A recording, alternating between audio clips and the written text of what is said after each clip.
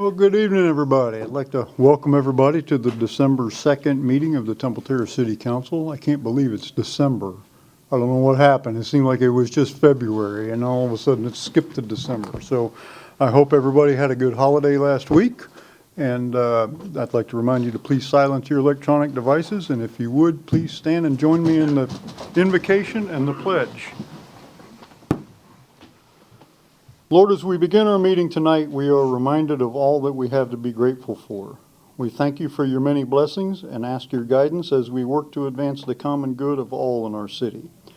We pray for those tonight who are sick or suffering in our community. May you grant them healing and peace. Amen. I pledge allegiance to the flag of the United States of America and to the republic for which it stands, one nation, under God, indivisible, with liberty and justice for all.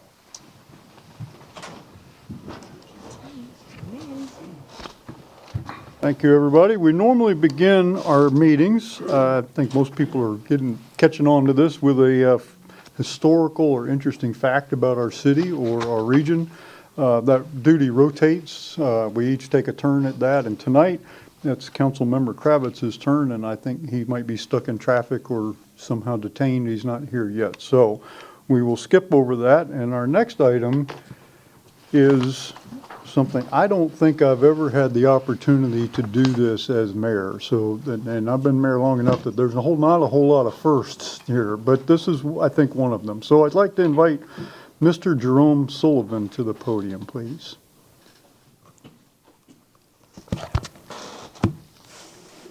Good evening, Mr. Sullivan. This is an amazing story I'm about to tell you. Mr. Sullivan, Jerome Sullivan, is being recognized for his bravery and courage with a Citizen Award of Valor. On October 14th of 2025, Mr. Sullivan demonstrated extraordinary courage and selflessness while intervening in a violent attack on a young woman along North 56th Street. Mr. Sullivan was driving in the area when he observed a male physically assaulting a 19-year-old female victim. Without hesitation or regard for his own safety, Mr. Sullivan stopped his vehicle, exited, and ran toward the suspect who was assaulting the young woman. Mr. Sullivan forcibly knocked the suspect off of the victim, ending the assault and preventing further harm. Following the intervention, Mr. Sullivan then transported the victim to the Hillsborough County Sheriff's Office to report the crime, facilitating immediate law enforcement action. Mr. Sullivan's decisive actions reflect the highest ideals of courage and community responsibility. He acted with no personal motive and at great risk to his personal safety, at great personal risk to protect another citizen from imminent harm. We thank you, Mr. Sullivan, and honor you with this Citizen Award of Valor for your actions. This is, like I said, I don't think I've ever had the opportunity to give this award to anybody. This is truly an outstanding thing, and of course, it's a little scary the reason that you're here. It's a first for me too, yeah. But well, let's hope it's a last. So, would you like to say a few words?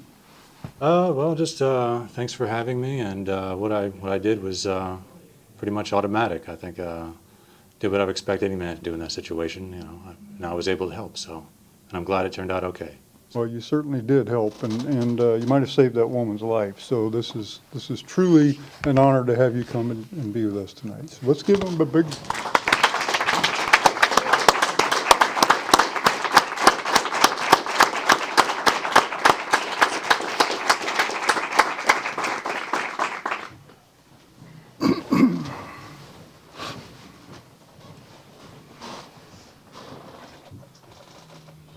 We have to stand on each side of that black strip. And I'm going to give this to you because it's heavy and I don't want to drop it. You have a certificate to go with it. Thank you very much. Thank you.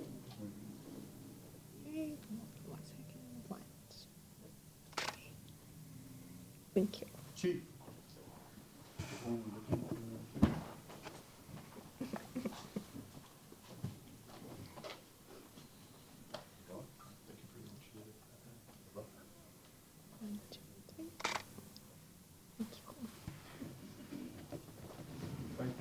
Welcome to the city.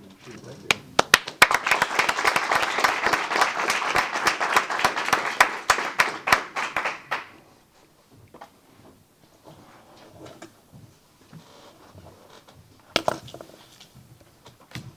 All right, well, we can't top that. Let's just all go home now. Okay. Next, we have a, Chief, I'm told we have a special presentation in the lobby. Somebody wants to come in and greet us.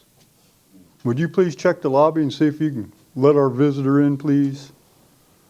Oh, oh, oh, oh, oh, oh, oh, oh. Merry Christmas, Happy Hanukkah, and season's greetings to everybody in Temple Terrace. Oh, ho, ho, ho, ho, ho. Well, I know protocol, Mr. Mayor. My name is Santa Claus, and I live at 0000 North Pole. I was invited by your Director of Leisure Services, Mr. Carl Langfeld, Miss Corey Collins, and the Centennial Committee to come before you tonight and extend a personal greeting for all of you, as well as all of the citizens and all of the community around Temple Terrace, to one of my favorite events of the season, Winter Wonderland. Oh, it's one of my favorites. Most of you are familiar with Winter Wonderland, but if you don't know, we have a wonderful event at Woodmont Park, but it doesn't necessarily start there. One of my favorite activities is the golf cart parade. I get to come to Woodmont from the family complex with a golf cart parade in front of me. So, if you live near the complex or down River Hills or the golf course, the parade starts at 6 o'clock. If you can't come to see me in the parade, please come to Woodmont at 5:30. At Woodmont, we're going to have all kind of fun. We're going to have snow slide and train rides and food trucks. I visit some food trucks in my day. Everyone can come and have a wonderful time and enjoy all the festivities. When I arrive at the park at 7 o'clock, we'll light the Christmas tree. And then I invite all of the children, young and old, to come and take a picture with Santa, and of course the beautiful Mrs. Claus, who will join me that evening. So I invite everyone to come take pictures with Santa, ride the snow slide, ride the train, and then we're going to finish the evening with a beautiful fireworks celebration to celebrate 100 years of Temple Terrace and the beauty of the season. So, with that, extending this personal invitation to you all. You know I'm very, very busy, and I must be on my way, but I do have a few goodies for the council, so I will approach the dais, and I will give you guys some goodies, and I'm sure you'll recognize at least part of what I'm handing out. So forgive me for a moment while I come up to the dais and I hand out some goodies for everyone. These are special parking passes. I don't want anyone giving me any excuses about I couldn't find parking. And you have some very special elf-made cookies. Yes, I baked them myself. Thank you. Merry Christmas. Merry Christmas. They're warm. Season's greetings. Thank you for supporting all of our fun things that we do in the city. We appreciate you giving us some time to come and speak with you all tonight and have everybody come to Winter Wonderland. Now, there's one little fact that I didn't mention because I have you all guessing. When is Winter Wonderland? I gave you some times, but the date is this Saturday, December 6th, this Saturday at Woodmont Park. Winter Wonderland. I hope everyone comes and has a fabulous time. Thank you for your time. Merry Christmas. I know somebody who's not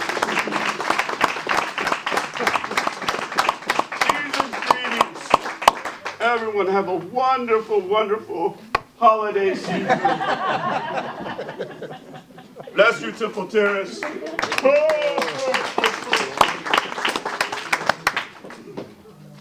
Yes, I think he went over 3 minutes, but I wasn't about to call that one. Okay, I want to get on the list. very good. So our real business now is a board appointment. There's a vacancy on the Hillsborough County Maritime Law Enforcement Advisory Committee. There's one vacancy. The city received an application from one person, Grant Parra, for appointment. Is Mr. Parra here? I don't see him here. If acceptable, council members, is there a motion to approve? Go ahead. Move to approve Grant Parra to the Hillsborough County Maritime Law Advisory Committee for a term from December 2nd, 2025 until December 2nd, 2027. Second. Motion and second. Discussion? If not, all those in favor say aye. Aye. Opposed? No nays. Mr. Parra, if you're watching, thank you very much for stepping up and volunteering. Next item, council members, has everybody had an opportunity to review our minutes from November 18th? And if so, is there a motion to approve? Move to approve. Second. Any discussion or corrections to the minutes? If not, all those in favor say aye. Aye. Opposed? No nays. Minutes are adopted. Next are public comment for persons wishing to be heard on items on the consent agenda or items not listed on the agenda. There are requests to address the mayor and council in the back of the chambers on that table. Please complete it and give it to the city clerk. I see we have another one coming.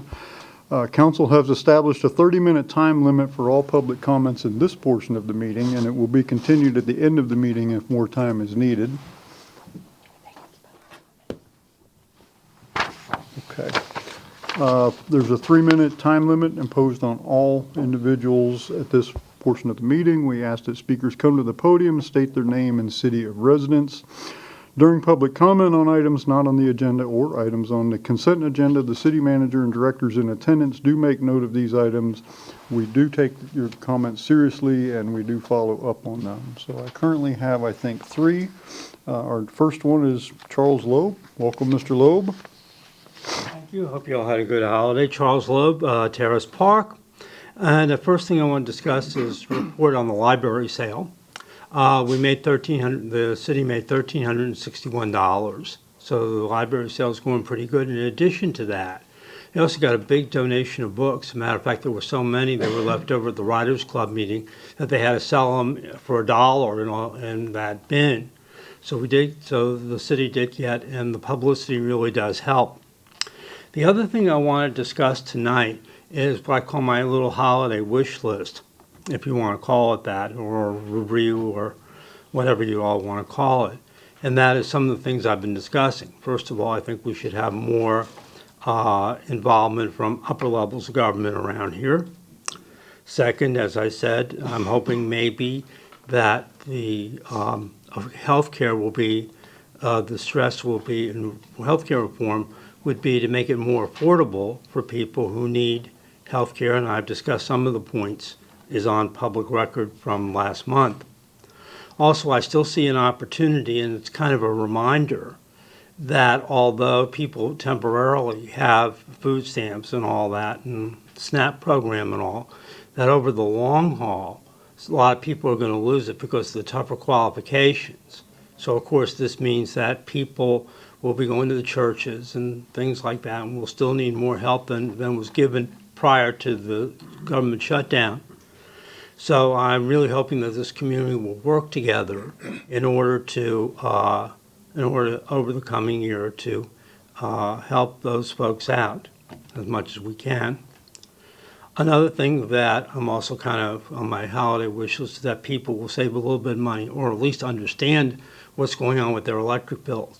There was a very interesting article in the Beacon on the 19th of November about how you can save money, and an explanation of the electric bills over,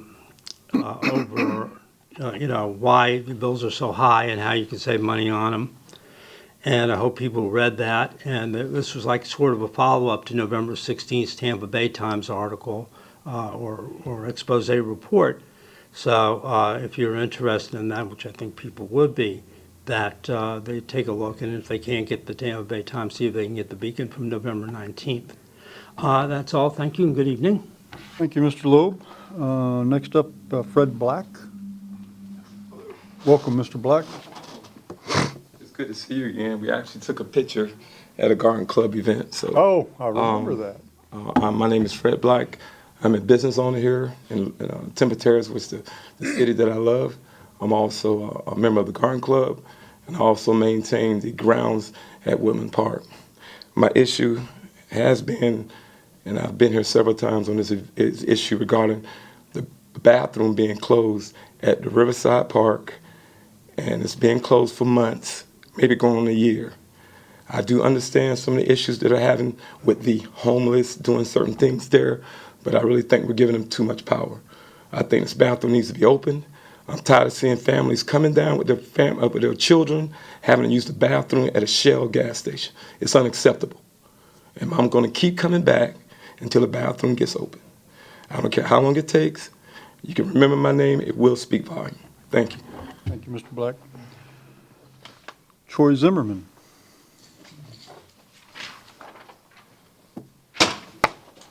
Troy Zimmerman. I'm also a resident of Temple Terrace here. I'm asking for, I guess, a waiver from the City Council on fence design. I emailed you guys a picture of the fence that I'm trying to do.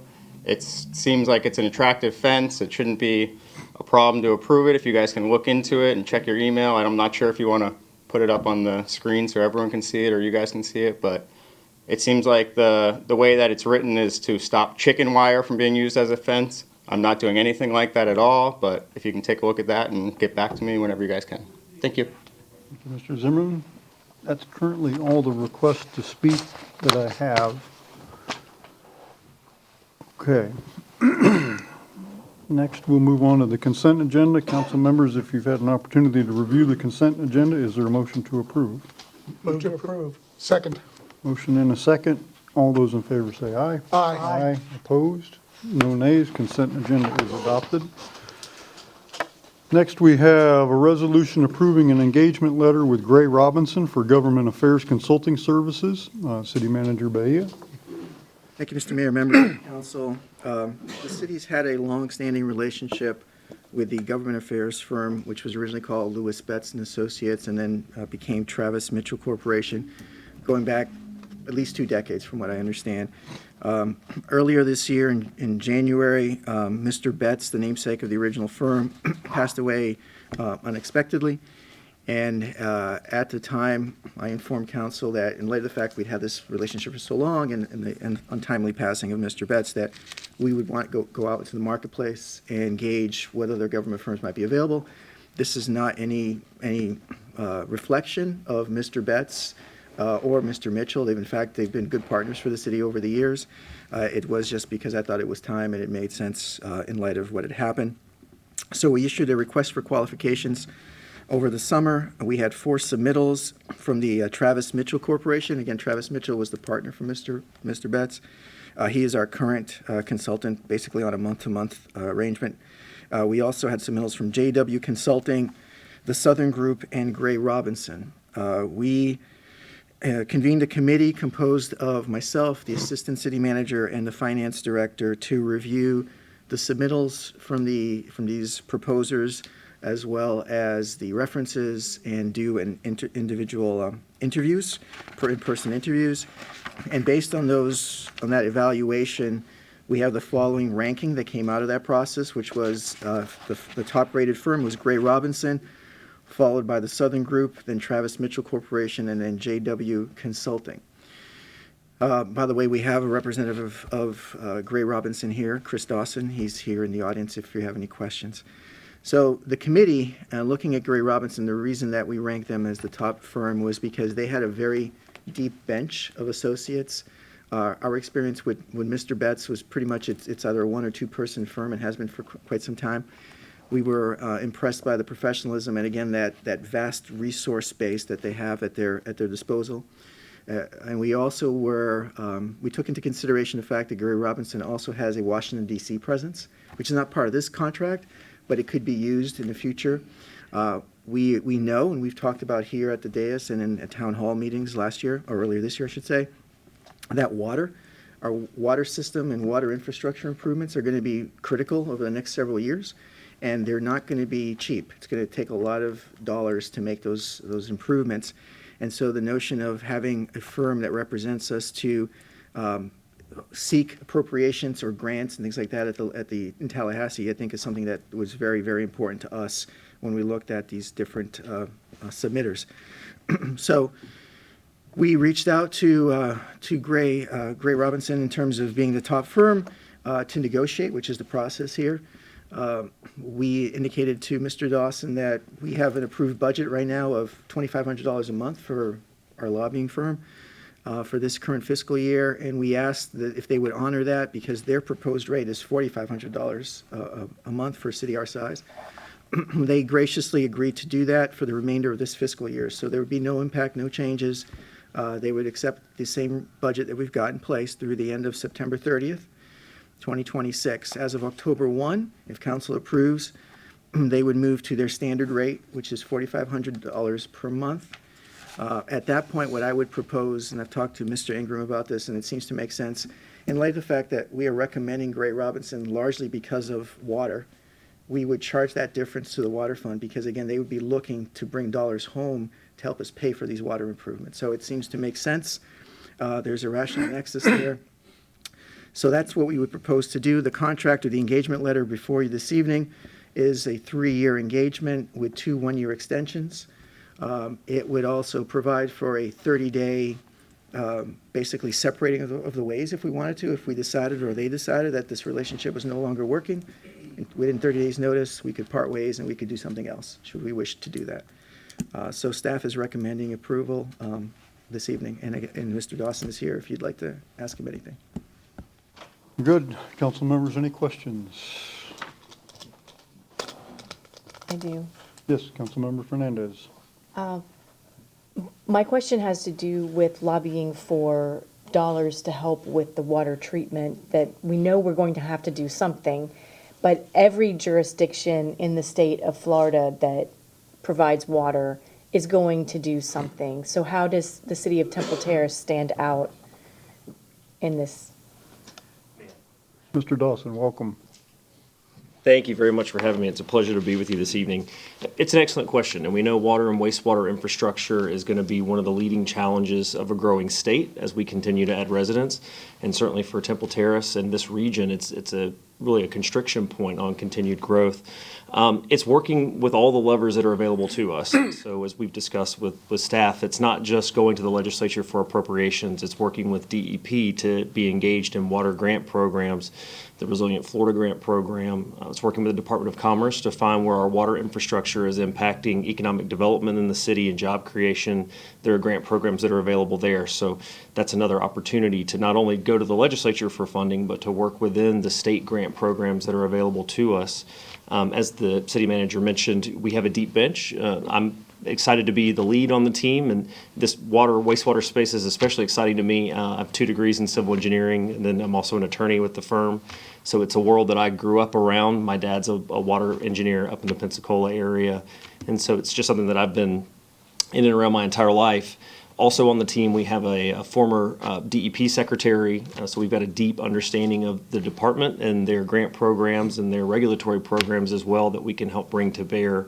And then on top of that, as Manager Bea mentioned, the connectivity to Washington, D.C. is another opportunity that we think, despite that this is a state lobbying contract, we are constantly working with our colleagues up in Washington to see where there's crossover, where there may be some hurricane mitigation dollars, for example, that is coming out of the federal government that could be repurposed for water and wastewater quality. So it's finding all the different levers that are available and then really putting the best foot forward. So when we're pursuing grants in Tallahassee, for example, there are certain metrics that we're going to want to include in our application. We're going to want to talk about local skin in the game.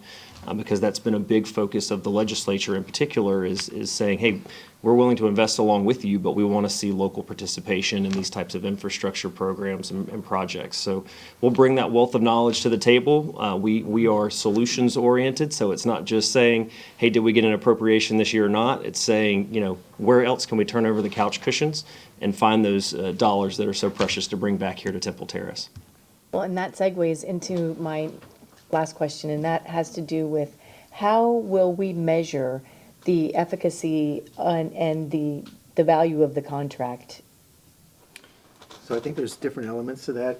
I think from a day-to-day perspective is the communication. Are we knowing what's going on in Tallahassee? I think that's one of the biggest challenges is that there's so much going on. I mean, there's hundreds of bills, particularly this upcoming legislative session, where there's so many bills also dealing with the cities and property tax issues and other issues. So I think that's an element of knowing that, okay, are you giving us the information we need so we can react appropriately here? Obviously, appropriations is are we getting some dollars? Although that's a tough metric. I mean, if you look at the 20-plus year history with Lewis Betts, we got the EOC, but I don't know of many other times where we receive direct dollars. It's really about making sure that the city's interests are represented up in Tallahassee so that, for example, bad things don't happen, which could cost us money in the long run. Obviously, if we make appropriations a top priority, I think Mr. Dawson's heard that, not only in the interview but here, that's going to be a very big indicator for us. And that's why, in part, we're recommending this move from the current firm, which we've been very happy with, but again, they're a one-person firm, to a larger firm, because we have an expectation that we're gonna need dollars. Thank you. Vice Mayor? Yes, thank you. Good, thank you for being here. Appreciate it. My biggest concern is communication, okay? I've sat up here, I'm in the end of 7th year, and I've never seen Mr. Betts. I've never heard from him. Doesn't mean he hasn't spoken to the administration, but I think it's important that there's communication to this dais, to the council. I think that's important going forward. There may be questions that we had that you spur at that, so I would hope that there would be some level, quarterly, semi-annual, annual communication back directly with the council, so that we know what's going on and we can better answer questions and ask questions. So I would hope that that's part of the ultimate contract structure. Absolutely. You have that commitment from our team that basically the frequency that works for you, particularly if it's, to come speak with council, we find that quarterly tends to be kind of a sweet spot just because, number one, we're in the middle of session for several months throughout the year, and then you get into the summer months and there's not a lot of activity going on, but we hit those quarterly benchmarks, and I think that covers really all the areas that we're looking to focus on, which would be the legislative appropriation. Of course, we've got a grant cycle that's state-specific based on the state fiscal year. And then again, would love to explore opportunities with our colleagues in DC to better look for federal resources as well. Good. Any questions? I'm good. Thank you. Mr. Dawson, thank you. It's a pleasure, and we look forward to hitting the ground running with you all. Thank you. There are no further questions. Is there a motion? Move to approve resolution approving an engagement letter with Gray Robinson for Government Affairs Consulting Services. Second. Any discussion of the motion? I have a few comments I'd like to make. I've been with Lewis Betts and Travis Mitchell for a long time, and I've been to Tallahassee, I don't even know how many times with them. Travis is a terrific guy. He's well respected. Part of the feedback to kind of fill out the answer to your question, part of the feedback is the legislators themselves. How's our guy doing? I mean, is he respected? Or Travis is, and he knows not only the legislators at the Capitol, but he knows the staff. He's been around a long time, and sometimes knowing the staff is as important as knowing the legislators. But here in the past couple of years, I've been involved with a couple of organizations, the Suncoast League of Cities and the school district, where we have consultants at each of those. And so I'm working with them.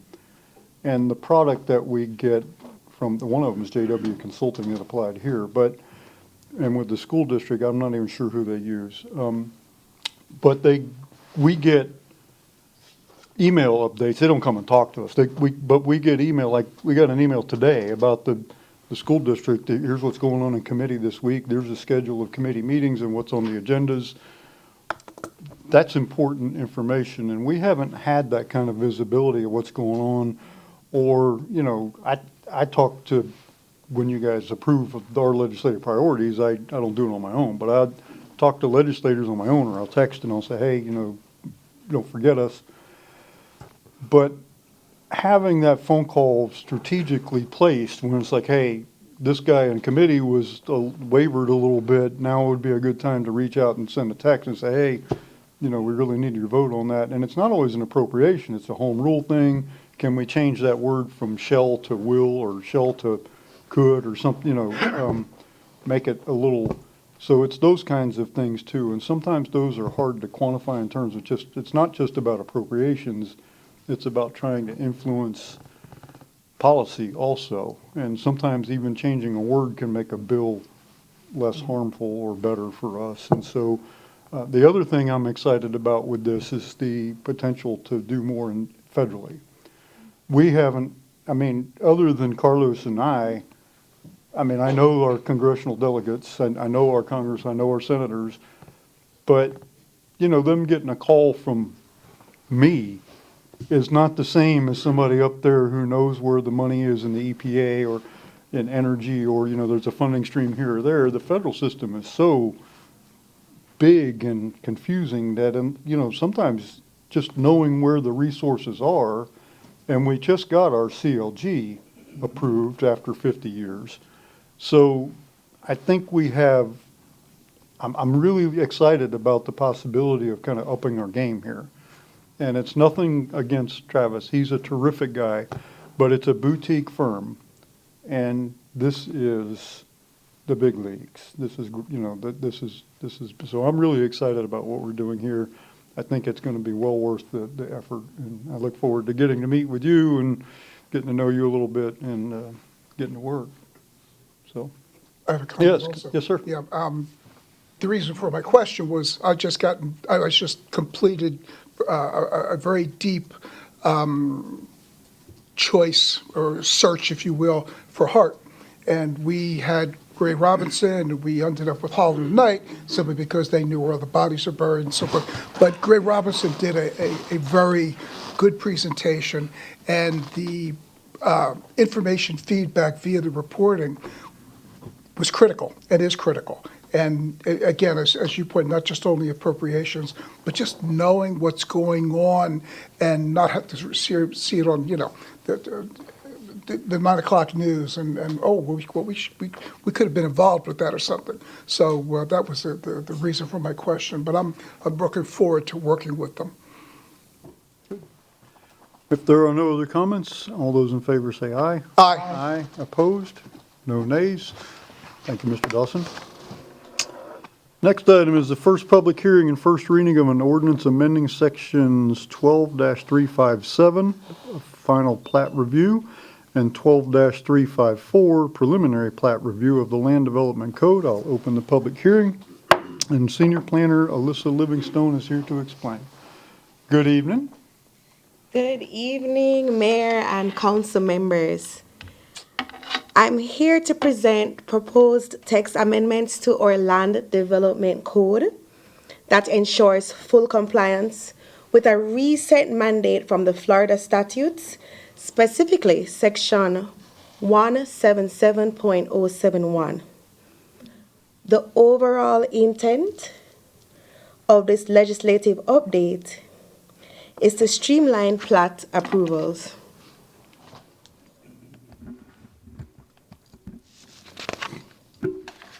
Section 177.071 of the Florida statutes now requires all municipalities to designate an administrative official to approve final plats and replats.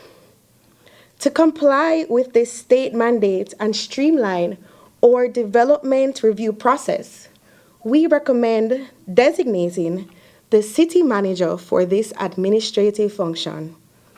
Implementing this change requires amending Section 12-357. Additionally, the city is proposing to make corresponding adjustments to Section 12354, which governs preliminary plat reviews. This action ensures the preliminary plat review process aligns with the new legislative requirements for final plat approvals, creating a cohesive development review process. Currently, in Section 12357, subsection C, after the DRC review is complete, the city engineer confirms completeness and compliance, and then the plat is sent to the city council for final sign-off.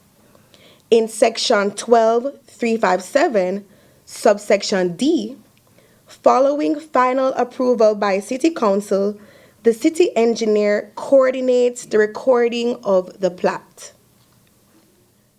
The updated text dictates that the plat be forwarded to the city manager for final approval instead of the City Council.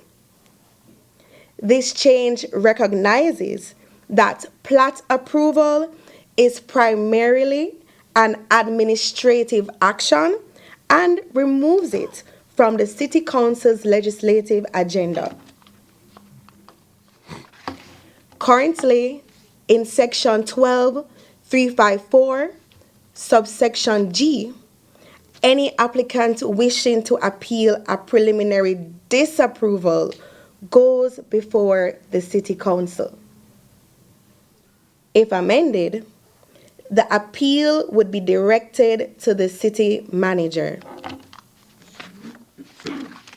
Thank you, and I'm available for any questions. Thank you, Ms. Livingstone. Council member questions? Councilmember Fernandez. So just to clarify for people watching, this proposed change is because the state of Florida has legislation that requires, it's not the city initiating something, we're responding to a requirement from the state. Yes, we're responding to the Florida Senate Bill 784, which became effective on July 1st, 2025. So my question, and I don't know if this is a question for city staff or even the other council members, but right now, under our process, this would come to the city council for approval, and it seems to me the plat is something that we, as a city council, we have in the past said yes or no to what the city staff has proposed, has brought in front of us.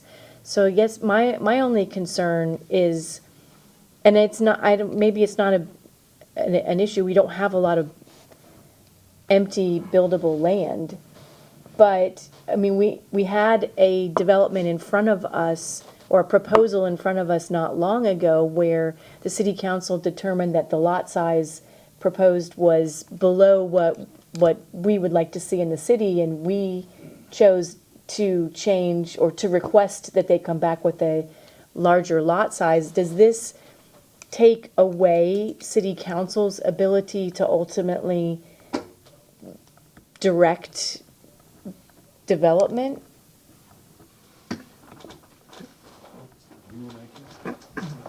Do you want to speak to the law part first? Yeah. The answer is yes.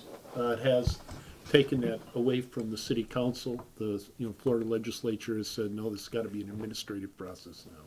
So that has been taken out of city council's hands.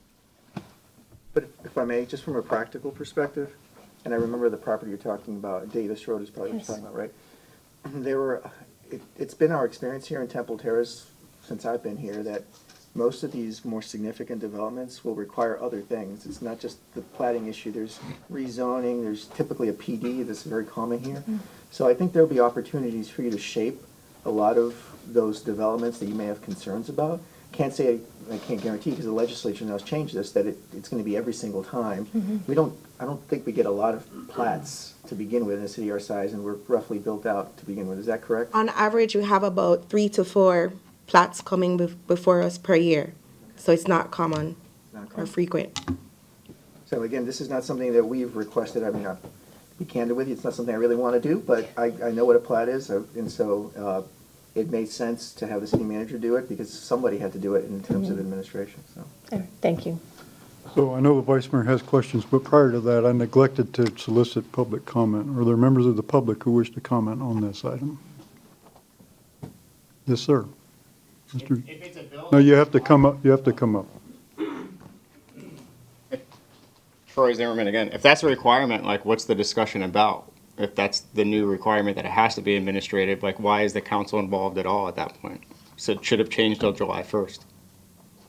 Seems to be. Thank you. Are there other members of the public who wish to comment? Vice Mayor Sisler. Yeah. Thank you, Mr. City Attorney. It seemed that you cleared up most of my concerns, my questions with it. It's just another chip away at the elected officials' rules and impact on their own, effectively home rule. You know, just chipping away at what we can and can't do in our own city. I do understand it makes it a little bit easier. It does take away some of our quasi-judicial responsibilities that we can exert over the future development of our location, which is bothersome to me. But again, to everybody's point, it is being mandated by state statute, so it is something we ultimately have to comply with. But it doesn't mean we have to really like it. So I'll leave it at that. Questions? Councilmember Yes. Chambers. Can someone tell me if there is a difference between site plan and plat? Yes, and it probably would, the clarification could probably come from our senior planner, but yes, there's definitely a difference between the two. Okay, so the process of platting is a legal procedure used to divide a large tract of land into smaller lots, while a site plan would, essentially you would have like a conceptual plan, which is like a rough draft, but the site plan would have all of the development features, all the engineering features as well, and, marks out for the easements and what goes up. So in the past, we've been able to review site plans, and that will still be the case? That's all I wanted to ask. Thank you. Do a follow-up. To the original question, to the original example that was used on Davis Road, okay? How would we, as a council, exert that type of, poor word, but influence or that type of vision for what we want to see going forward? How could we do that other than the planning process, or the site? Could we, is it too late to do that at that point? I guess is my question. I believe the platting usually comes before the site plan itself, Yes. so. So in that particular case, they wanted to build 40-foot wide houses, but we kind of said, whoa. We want to see a minimum of 50, okay? So once that's done and the city manager signs off on it, we're stuck. We can't do anything about it going forward. Is that we live with it? Correct. I mean, it won't be able to come to the city council. It'll be the platting decision will be, if I'm understanding your question, will be made administratively. And then the individual, what it looks like in the end is, by that time, it's set in stone. And again, I'm not. The lots will end up being that, but, all the detail of what's got to go on the lot would then be done by the site plan. And you Okay. We have to deal with it. Other questions? Okay. If there are no other questions, I'll close the public hearing and ask the clerk to read the title of the ordinance.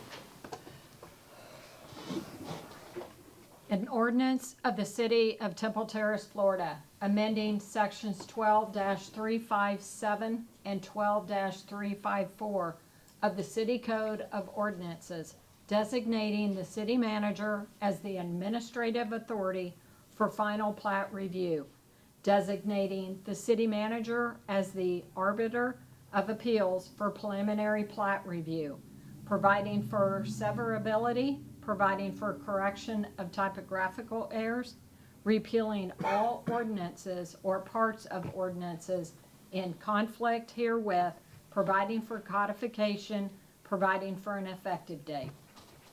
Thank you, Madam Clerk. Is there a motion to approve?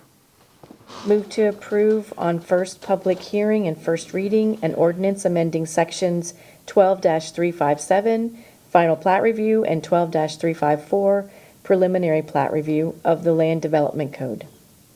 Second. Motion is second. Discussion of the motion? I wished I had known about this. I wasn't tracking this bill when it happened. I don't know what the intent was.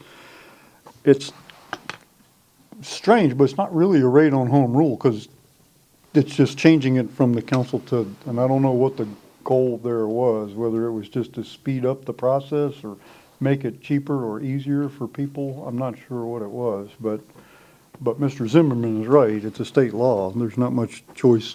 We don't have a whole lot of choice in this. So, any other comments? Okay, all those in favor say aye. Aye. Aye. Opposed? No nays. First public hearing passed. If approved, this ordinance will appear for a second reading and public hearing on Tuesday, December 16th, 2025. Thank you, Ms. Livingstone. Thank you. Next item is first public hearing and first reading of an ordinance amending the capital improvements section of the city's comprehensive plan. I'll open the public hearing, and Community Development Deputy Director Marissa Robinson is here to explain. Good evening. Good evening, Mayor and City Council members. Marissa Robinson with Community Development. This is the first public reading and first public hearing to adopt the 5-year capital improvement schedule of projects for fiscal years 26 through 30 and the 10-year transportation projects for fiscal year 26 through 35. The capital improvement section schedule of projects has to be updated annually per Florida statute, and the Planning Commission is a requirement. The CIS is updated by ordinance. The Planning Commission staff coordinates with the Finance Department to obtain information on the capital improvement program. The CIP program totals $39 million for fiscal years 26 through 30, ranging from various program areas. The Planning Commission then extrapolates the data from the CIP with projects affecting the level of service. They also coordinate with engineering on the 10-year transportation project plan that is included in the CIS schedule of projects. The Planning Commission found that the CIP and CIS schedule of projects is consistent with the comprehensive plan. Planning Commission approved the resolution on October 13th, 2025. Planning Commission staff will be here to present at the second public hearing and second public reading. Staff recommends City Council approves the first reading and first public hearing and schedule the second public hearing and second public reading for December 16th. Thank you, and myself and the city engineer are here for any questions. Thank you, Ms. Robinson. I do have one request to speak from Mr. Loeb. I was like, the one thing I really wanted to talk about, I don't know if this is in the plan or even in the right place to talk about, and that would be toward putting vehicles and other things into solar power or doing the research into it. Recently, I read a book where I was telling this to the vice mayor that an airplane 10 years ago was sort of a prototype that was used for solar power. And that's an airplane, however, it was a private airplane. But we have to begin the future at some point in some time. And a lot of things, including multi-modules, and a lot of other different types of things, but certainly the buses and everything along that should be at least to a point where we could research on the idea of doing solar power as the source of powering buses in the future, along with other things that would relate to transportation. Now, that's not electric, it's different. Solar power is strictly power from the sun as opposed to as opposed to, let's say, a battery or something like that has to be electrically charged. This is what this plane was, and if an airplane, even a private plane, could have done 10 years ago, I think we're at a point where at least we could go up and say into a long-term improvement program, hey, maybe it's about time to look into doing public transit things into solar power. Thank you and good evening. Thank you, Mr. Loeb. Are there other members of the public who wish to comment on this item? Okay, seeing none, council members, are there questions? I do. Councilmember Fernandez. So I have a question for this particular agenda item. As part of our budget process, we create our 5-year capital improvement plan and then document where we think that we're going to pay for those projects. And they can change throughout the year because of need or funding. So is this specifically to update what we have on record with the Planning Commission? Because we've already established our budget. I think I can address that. Save your trip. So yes, this is the Planning Commission's requirement. Every year, they just want to basically codify the multi-year plan, the out years. As you mentioned, council member, the out years, they're just that, they're out years, and they can change, and in fact, they do change from every time we go through the budget. We take projects, we might move them up, we might move others out because of different needs and what the economy have changed, et cetera. So this is their requirement, that's part of their comprehensive plan, that they have to do this. So nothing has changed on our end. We're not committing to any new projects or anything like that. They're just basically taking our projects and saying, okay, we understand this is what the city of Temple Terrace is going to be doing. At least programmatically, it's anticipating to be doing. That's it. Other questions? Okay, if there are no further questions, I will close the public hearing and ask the clerk to read the title of the ordinance. An ordinance of the City of Temple Terrace, Florida, providing for the annual modification and update to the capital improvements section of the 2040 Comprehensive Plan for the City of Temple Terrace, pursuant to Chapter 163 Florida statutes, by modifying and updating the 5-year capital improvement schedule of projects for fiscal years 2025-26 through 2029-30, and incorporating the 10-year long-term improvements for the multi-model transportation district for 2026 to 2035 into the schedule of projects, which incorporates by reference per the comprehensive plan cap policy 1.5.13 Hillsborough County Transportation Planning Organization's TPO Transportation Improvement Program TIP Hillsborough Area Regional Transit Development Plan HARTS TDP and Hillsborough County Public Schools Facility Work Program, providing for severability, providing for correction of typographical errors, repealing all ordinances or parts of ordinances in conflict herewith, providing for codification, providing for an effective date. Thank you, Madam Clerk. You need some water? Good. Okay, if acceptable, is there a motion to approve? Yes, move to approve on first public hearing and first reading of an ordinance amending the capital improvements section of the city's comprehensive plan. Second. Motion and a second. Discussion of the motion. One real brief comment, and this is nobody's fault. This is like the previous thing where we just have to do what we have to do. But I have always, as long as I've been at this, I do not understand the planning commission structure here. I do not understand why the city of Temple Terrace has to change our rules and then go ask the planning commission for permission to change our rules when it's our, I mean, if we want to change the fence ordinance, we have to go to the planning commission to ask for permission to do that. If we want to update the 5-year capital plan, we've got to go every year to the planning commission, who has members appointed by us. I just don't understand the whole system. And there's no dig on the planning commission. I have good friends over there, but I don't get it. This is like government bureaucracy run amok. And so, okay, I'm done now. So any other comments on the motion? If not, all those in favor say aye. Aye. Aye. Opposed? No nays. Ordinance is adopted on first reading and will appear for a second reading and public hearing on Tuesday, December the 16th. Next, we have a first reading of an ordinance creating short-term rental requirements. This is long-awaited development here, and our Code Compliance Director, Jack Shanks, is here to present. Good evening. Evening, Mayor, Council members. Jack Shanks, Code Compliance. Tonight, I'm presenting an ordinance that establishes a regulatory framework for managing short-term rentals within the city of Temple Terrace. As you know, short-term rentals have become increasingly common in residential neighborhoods across Florida. This ordinance is designed to help the city manage that growth responsibly, balancing private property rights and state preemption with our duty to protect the health, safety, and welfare of our residents.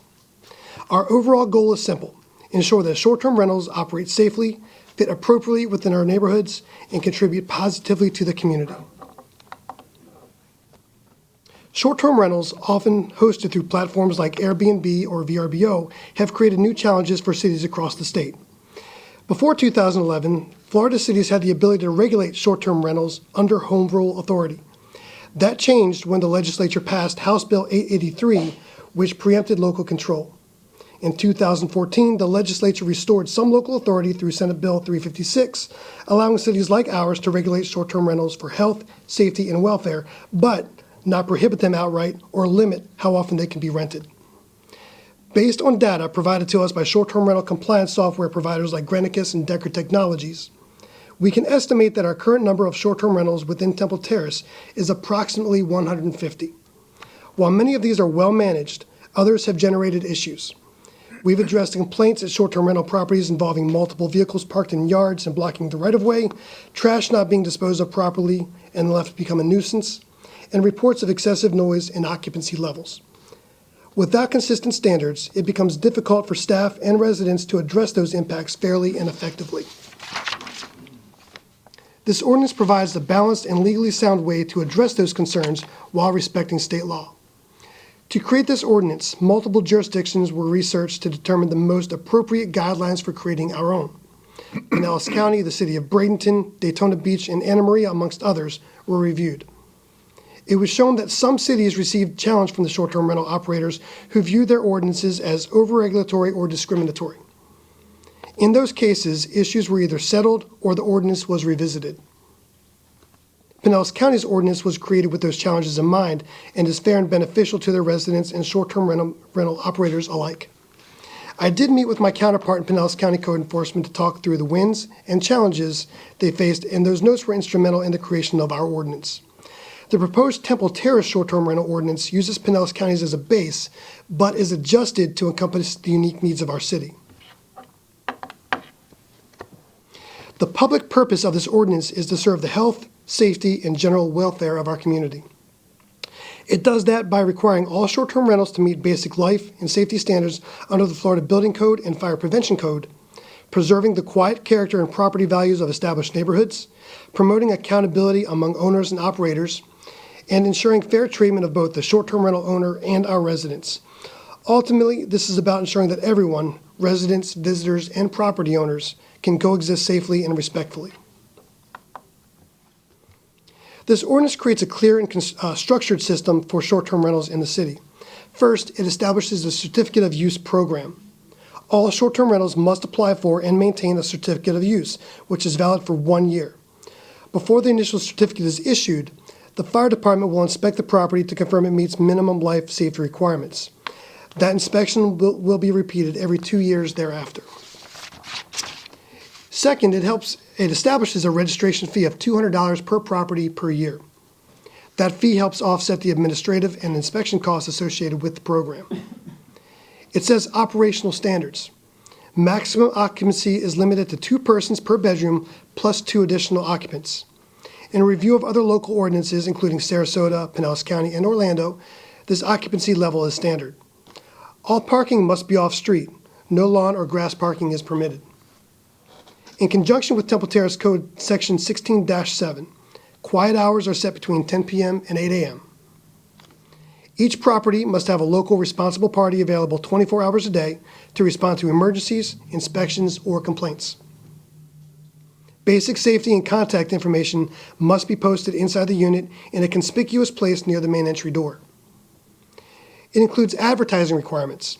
Any advertisement must include the property's license and certificate numbers, the maximum occupancy, and parking limits. That way, guests and neighbors have clear expectations before booking occurs. Finally, it establishes enforcement provisions. Violations are handled under Chapter 1, Article 2 of the City Code using the standard Code Enforcement Board process. The emphasis is on achieving compliance and not punishment. I'd like to take a moment to highlight how this proposed short-term rental ordinance is not only protective of our neighborhoods, but also fair and beneficial to responsible short-term rental owners. First, the ordinance legitimizes and protects the right to operate short-term rentals within our city. It doesn't ban or over-restrict them. Instead, it creates a structured certificate of use program that allows owners to operate confidently within clear local standards. By aligning with state law, we ensure that owners retain their property rights while the city retains reasonable oversight to protect the community. Second, it protects owners from liability by requiring those safety inspections. These inspections confirm that each short-term rental meets minimum life and safety requirements under the Florida Building Code and the Florida Fire Prevention Code. This isn't just about compliance, it's about reducing risk for the owner and ensuring they're operating a safe property that meets legal standards. The ordinance levels the playing field. Every short-term rental operator must follow the same rules, meet the same standards, and hold the same certificate of use. This prevents unregulated operators from undercutting compliant ones and creates a fair, competitive marketplace for everyone who plays by the rules.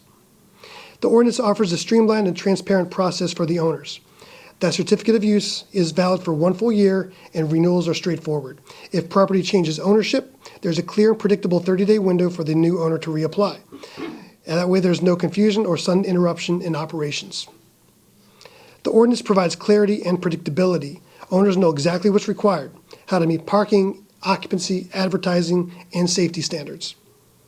That transparency reduces disputes and helps everyone stay on the same page. It's designed to be fair, measurable, and easy to follow, not punitive or confusing. The framework encourages cooperation between the city and rental owners. Each rental must designate a responsible party, someone the city can contact directly to resolve issues quickly and responsibly. This builds accountability while also showing again that the city's goal is compliance and not punishment. We're aiming to work with the owners, not against them. And finally, this ordinance professionalizes the short-term rental industry within Temple Terrace. It requires proper business licensing through the state, collection and remittance of required taxes, and truthful advertising that includes occupancy and parking limits. That approach establishes short-term rentals as legitimate, well-managed component of our local economy. The annual registration fee of $200 per property will cover the cost of inspection, administration, and enforcement, reducing the financial impact on the city's general fund. For property owners and operators, the cost is minimal compared to the average rental income for the short-term stays. Overall, the ordinance is expected to have a neutral to modestly positive economic impact, and it provides predictability for owners and operators while improving safety and neighborhood compatibility. For the community, it strengthens public confidence in how these properties are managed, creating a safer, more orderly environment for everyone. In conclusion, this ordinance provides a practical and balanced approach to managing short-term rentals in Temple Terrace. It respects property rights, enhances neighborhood quality, and ensures that all rental properties operate safely and responsibly. Should this ordinance be approved, we will be fully enforcing it no later than July 1st, 2026. That gives us the time we need to secure the most appropriate software, train staff, and identify and provide notice to all short-term rental owners. Staff respectfully recommends that the City Council approve this ordinance on first reading. Thank you. I'm happy to answer any questions. Thank you, Mr. Shank. Are there members of the public who wish to comment on this? Seeing none, council member questions? Yes, Vice Mayor Schisler. I have several. So, first of all, regarding the annual fee, will this be in addition to the $200 rental that is already paid? So we total of $400 then? No, sir. They're completely separate programs. It's still going to be it's still a city fee. So instead of $200, it's going to be $400 now for this particular one? They're not paying the current $200. No, sir. Right now, they are not regulated. Short-term rentals operate completely separate from the rental program. Okay, good. All right, cool. That answers that question. What about the short-term rentals that are essentially rooming houses? Okay, the owner rents out this room and that room and this, or they're totally unrelated people. How is this going to impact that? So that's where Florida statute comes in. Florida statute dictates what a rental is, but it also dictates more importantly for us, what a short-term rental is, which is less than 30 days, more than 3 times per year.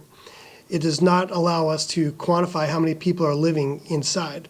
What we can do, however, when it comes to zoning, we have multifamily homes, we have single-family homes. Multifamily homes cannot be in single-family zone districts. So when we go to inspect, that's one of the things we're going to be looking for is this home a multifamily home? Was it converted to a multifamily home? If that's the case, they will not be issued a certificate of use until the home is restored to the proper zone. So going back to your question about the people that are in there, we can't dictate whether or not somebody can rent a property or rent a room. What we can do is make sure they're licensed properly through the state and hold them accountable for the certificate of use. What if they're both? I have it. It's a case in point, 2 houses down from me. When the owner is in town, he rents the rooms out. When he's out of town, it's a VRBO or an Airbnb, and he rents it to one group. How does this impact that, or what can we do with that? He will fall under the same certificate of use. So when he applies, the application will have the number of bedrooms. It'll have the type of home, whether single-family, multifamily, whatever that may be, mobile home. When he applies, it's going to be followed up by that inspection. We won't be able to dictate, per se, how many people are living on the property, except for the fact that our ordinance states 2 persons per bedroom plus 2 additional occupants.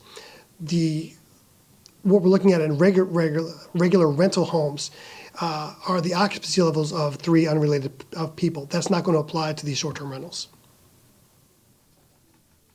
So what do I tell my neighbors when they wonder, well, how can this be allowed? That's a separate issue. Yes, It doesn't necessarily deal with this ordinance. Then last but not least, enforcement of the parking on the street or the off-street parking. It would have to be brought before code enforcement. That takes 30 days to be noted. Those people are gone by then. So you have weeks on end of 5, 6 cars on the street, and they're all staying at this one house. How do we deal? What's our options with that? In this case, it's going to go directly to the property owner. So the property owner will be cited. He will have the violation, which will go in front of the MCB.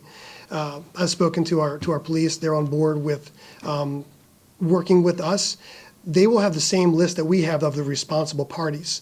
So if we get a complaint, number one, it's going to go through our program. It'll also go to the police on the weekends, holidays, things like that, and evenings.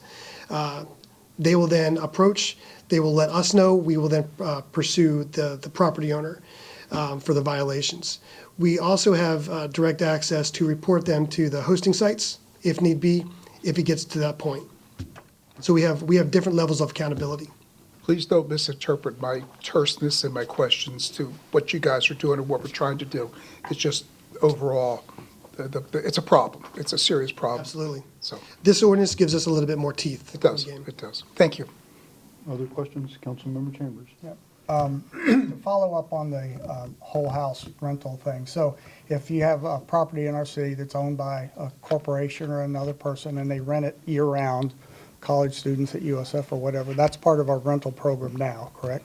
Anything more than 30 days, yes, sir. Okay, that's the cutoff. So this will fill in that gap so we have control over a whole house rental for short-term for like a Bucks game or Lightning game or something. Correct. That's all I want to know. Thank you. Councilmember Fernandez. So I have a question for you about parking enforcement. When I go to cities that have let's St. Augustine, very tight parking, you stay in a VRBO or Airbnb, and it's very strictly told to you by the property owner manager where you can park.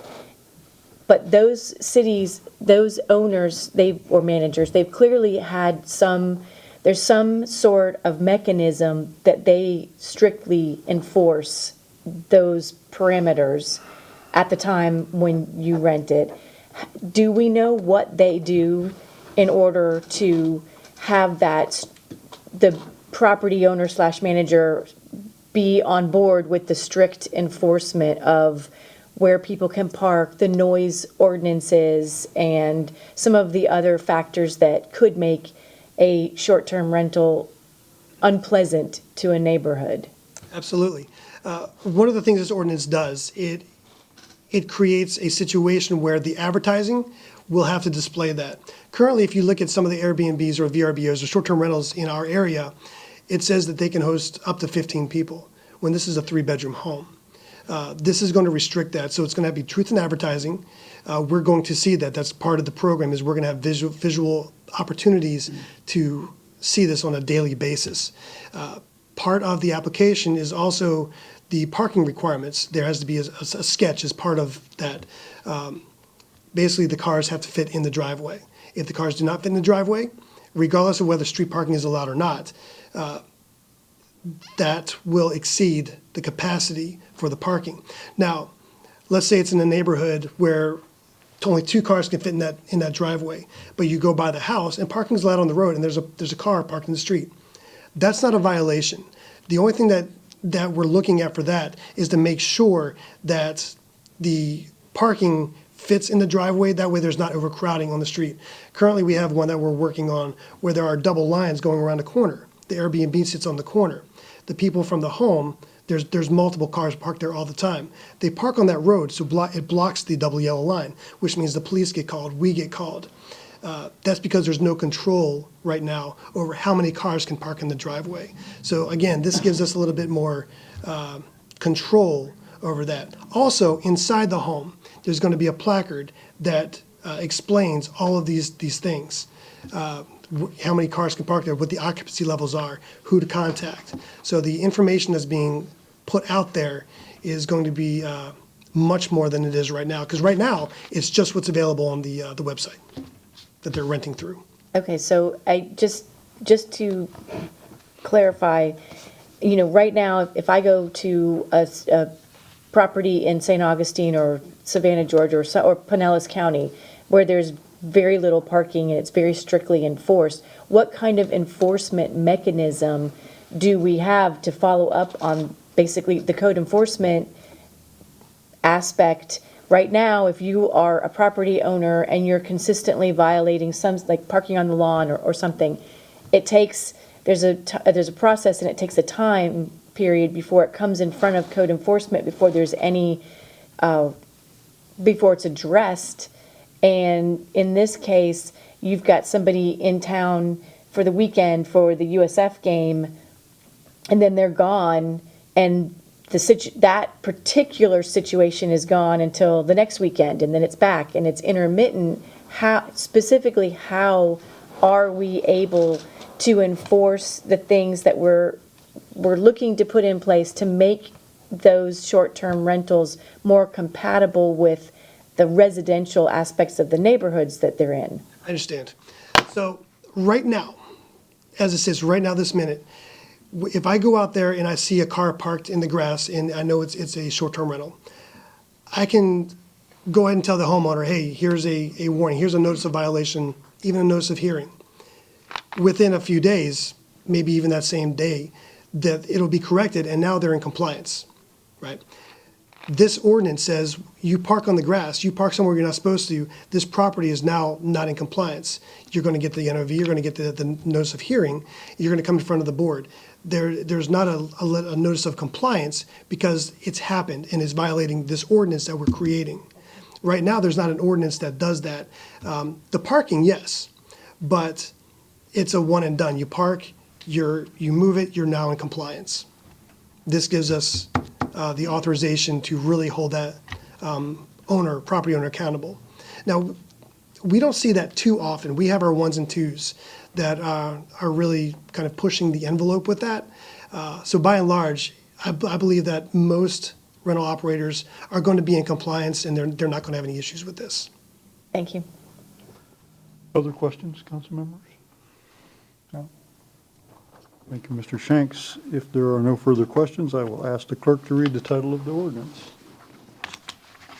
An ordinance of the City Council of Temple Terrace, Florida, creating Division 3 of Article 4, Chapter 8 of the Temple Terrace Code of Ordinances, entitled Short-Term Rentals, providing definitions, establishing a certificate of use program for short-term rental properties, providing for inspections of short-term rental properties to ensure consistency with the Florida Building Code and Florida Fire Prevention Code, providing for short-term rental property advertising requirements, providing provisions for the regulation of occupancy of short-term rental properties, providing parking regulations for short-term rental properties, providing for penalties for the non-compliance, providing for severability, providing for inclusion in Chapter 8 of the Code of Ordinances, which governs buildings and fire prevention, providing for scrivener's errors, and providing an effective date. Thank you, Madam Clerk. Council members, is there a motion to approve? Move to approve on first reading, the ordinance creating a short-term rental requirements. Second. Second. Any comments on the motion? I have a comment. Yes, Vice Mayor. comment. I'm in favor of this. You guys have done a great, this is hard. I'm sure this has been very difficult to put together. One thing I'd like to see for the second reading, if at all possible, is expand more, if we could, on the parking issue. How's the Code Enforcement Board going to deal with this? Are they going to have, we'll make sure they don't have the mindset, well, okay, well, they were there, now they're not there, now they're in compliance, we wash our hands of the whole thing. That comment that you made really, really rang home with me, because what you violated, you violated. So I'd like to see like to know more on how that's going to work, as far as, again, not trying to be punitive, but just let that owner know that your people can't do that. Because I guarantee you, there's 3 cars parked on my street right now that are in that house. So anyway, but I'm in favor of this, and I'm glad you guys are putting this down. It's good work. Thank you. So just to clarify, make sure I heard it correctly, are you requesting changes be made before the second reading? I'm not asking for any changes, just when you come back for there's no need to change what we got. Okay. It's just a commentary as to how this could work. Okay, I just wondered if No, we don't want to tie their hands and say, okay, and then code enforcement says, well, wait a minute, Okay. what can we do about it? That's all. Councilmember Chamberlain? No discussion, but comments. So, thank you, all the staff, city attorney, everybody that's been involved with this. For years, it's been a goal, at least of mine, and I know of this council, to look after the life safety of the occupants of these short-term rentals. Now we have this approved on second reading, they will have something in place to ensure that the carbon monoxide systems are working, the smoke detectors and all that. That's been a big concern of mine for a long time. And again, this council, I know a couple goal-setting sessions. So thank you. And also, thank you for researching this with other municipalities and entities that have stood up to the courts with them. Thank you. Okay. I have one brief comment, and first of all, thank you to Mr. Mueller, Mr. Shanks. This is a wonderful, I read this probably 5 times yesterday. I had you on the phone for an hour asking questions. Terrific job. And so this has been a goal of the council. I mean, I've been on the council since 2016, and you guys were talking about it before I got here. So people ask, well, what changed, right? Did you guys just have an epiphany and all of a sudden decide that you could do an ordinance when all these years you've said you couldn't? I just want everybody to understand there have been some changes. And that is that since 2011, cities have tried to regulate short-term rentals and wound up in court and lost, right? And so now there is a body of court cases where you can go in and discern what exactly in their ordinances did the courts find what the problem was. And so these other jurisdictions, primarily Pinellas County, did that work. They went through and said, okay, this court held that this part was invalid, this one was invalid, this part was invalid. And so Pinellas County was able to create an ordinance that didn't conflict with any of those court cases. And we have modeled this primarily on Pinellas County. And so this isn't like we had an epiphany this year or last year, or this has been something that's been worked on since 2011 by different councils. And so what's changed is we now have more basis in court cases to know what to avoid. And so for the public who's been around for a while watching this, I don't want them to think, all these years you couldn't do anything and all of a sudden you can do something. Well, yes, because things did change. And the other thing that this is going to be a huge benefit, particularly in Pleasant Terrace, because of the football stadium that's going up there.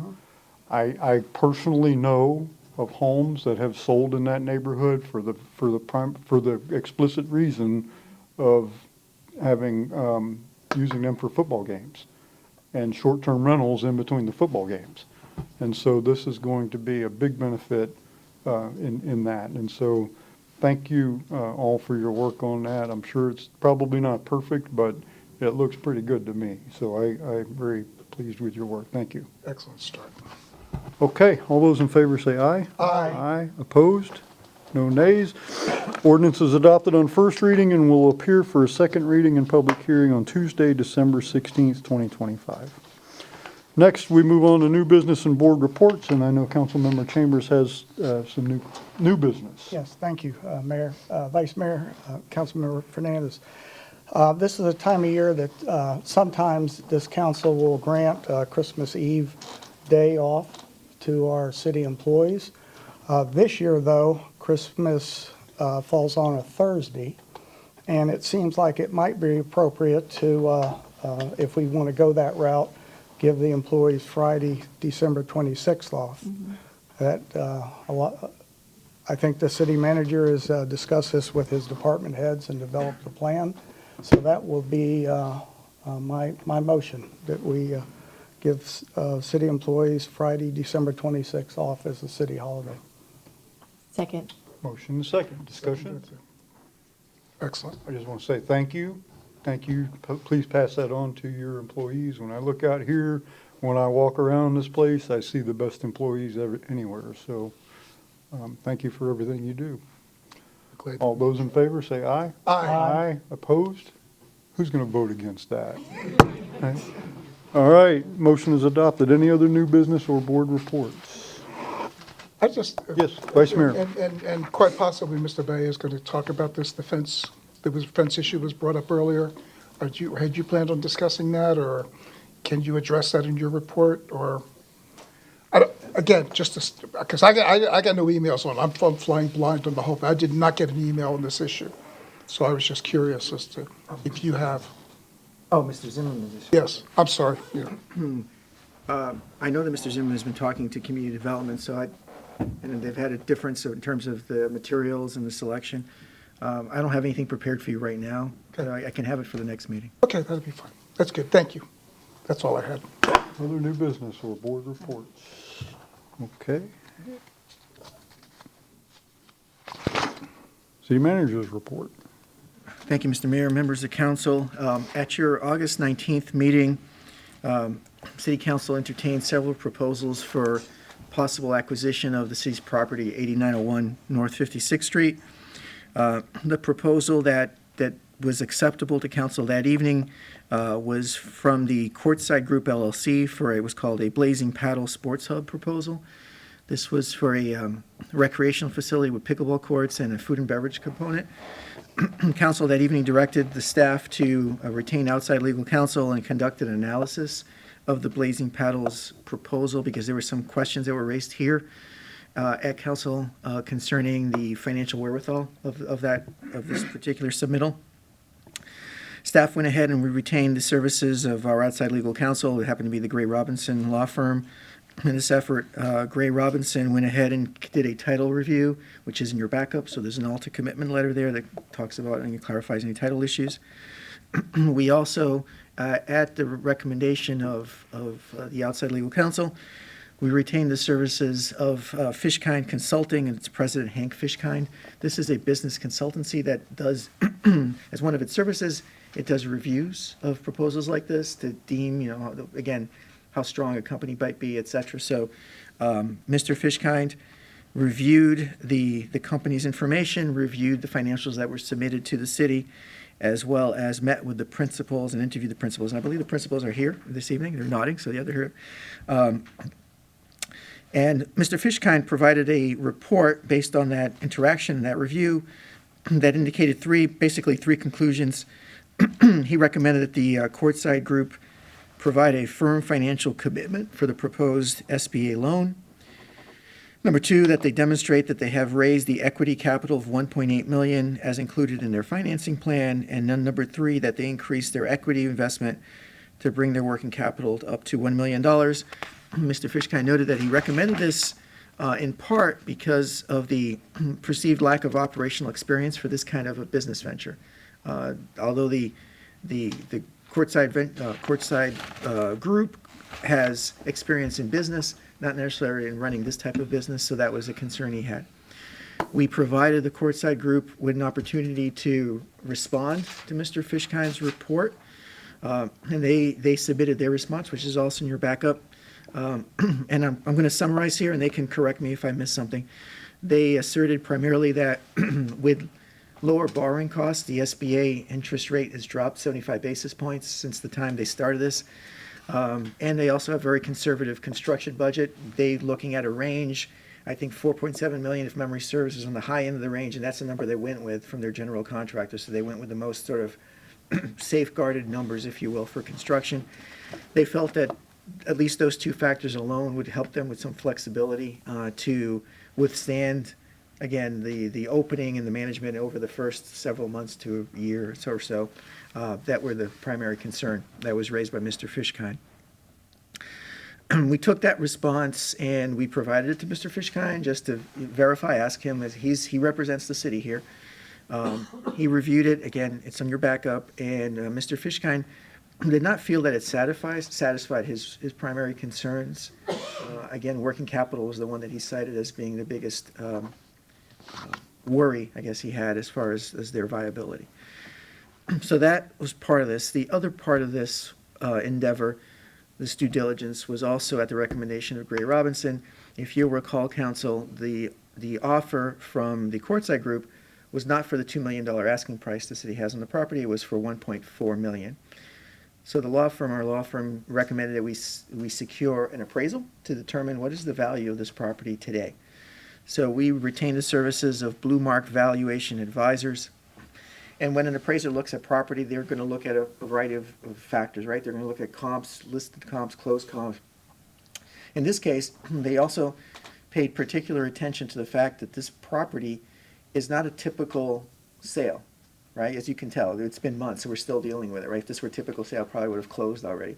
This is not a typical arm's length transaction. There are certain bureaucratic or governmental hurdles that need to be overcome for this to happen. So as you know, there's a statutory requirement, for example, for us to offer property for sale for 30 days, right, where people can submit proposals. That's where this proposal came from. In addition, as part of that, the proposers have to submit certain financials, letters of interest. They have to do some due diligence. On top of that, let's say they get beyond that CRA recommendation, and they got to go to the city council. And then after that, depending on what you do, they may have to do other things like we were experiencing here today.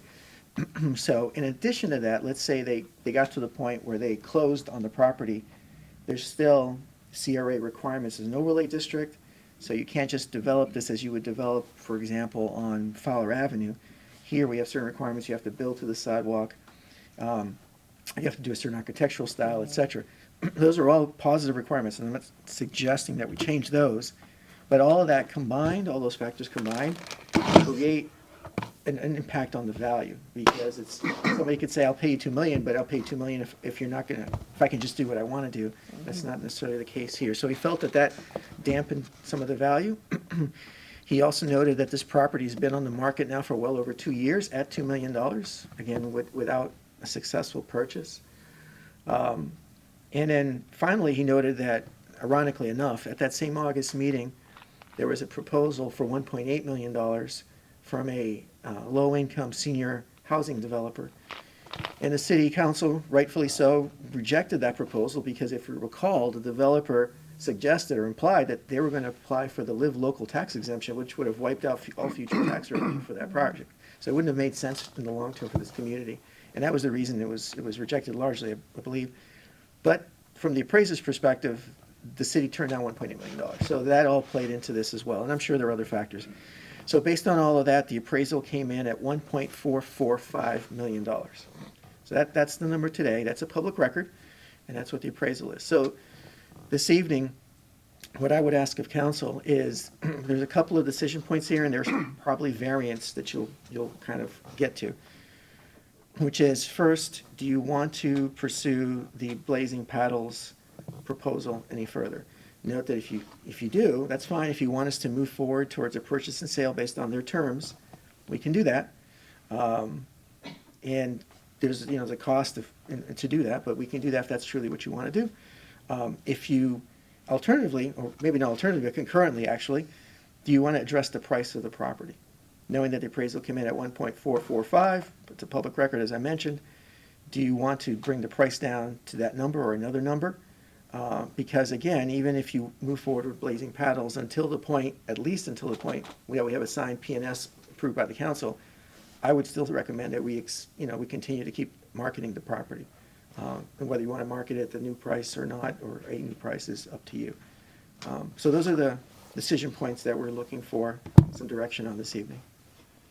And we have, by the way, I'm sorry, excuse me, Mr. Mayor, in addition to the gentleman from Courtside Group, we have our broker, John Lochner, is also here in the audience. And we obviously have our staff here if you have questions of them. So, yeah, I'm going to call them up in a second, but in your opinion, there's two decision points here that are related but also separate. Would it make more sense to talk about the price of the property before we get into the kind of turn this around? Would it make more sense to do that discussion first? Sure. Yeah, but you can, like I said, that can happen concurrently. It's not mutually exclusive price issue. Okay.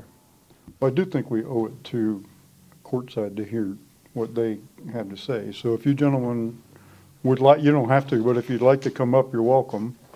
I have some questions too. Good evening. Thanks for being patient with us tonight. Of course. Thank you for having us. It's Welcome good to be back. Happy holidays, everyone. Thank you. Yeah, we're happy to entertain and answer any questions that you have, but reviewing Fishkind's report and having the opportunity to meet with him, the takeaways for us really were that he emphatically kind of put a stamp of approval on our business plan, our assumptions, our pricing. The biggest call out that he really had was our operating experience and needing the $1 million in working capital going into opening our business. And so what we kind of presented to him, one was a number of factors. The SBA loan term that we would have, I believe, 18 months before any debt would need to be repaid. It's kind of built in a way that gives us grace as we're opening our program. And the budget, as the city manager highlighted, is we did assume the $4.7 million, which is the highest end of the range from our general contractor. And then the SBA has its own 10% additional kind of grace on top of that. That's baked into the SBA loan, so that's $460,000. So the budget that we shared with him included that, but it also included several expenses before we were to open, with full-time labor, part-time labor for training. I believe about $10,000 to $15,000 in marketing spend to really, announce ourselves. So there's a lot of expenses that were kind of baked in for both a worst-case scenario, but also being fully prepared to open our business.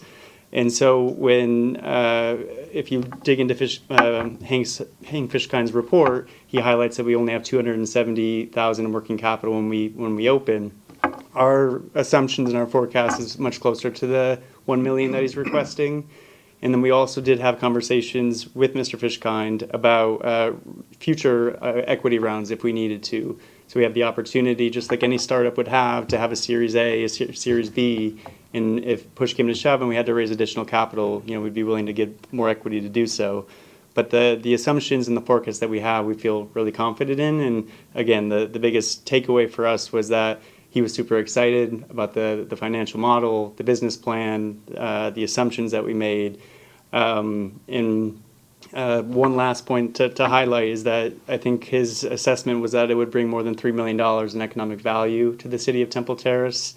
That's something that we hope that we can bring to life. But I don't know, Steve, if you want to add anything to that, or no, I think Jed actually covered it very well. At least what our perspective. We were unaware, to be fair, that Dr. Fishkind had actually responded again with a response back to that report. Had we had that information, I think we could have come prepared. As Jed said, really the equity that we're raising, we're raising for this project right now is a friend and family's round.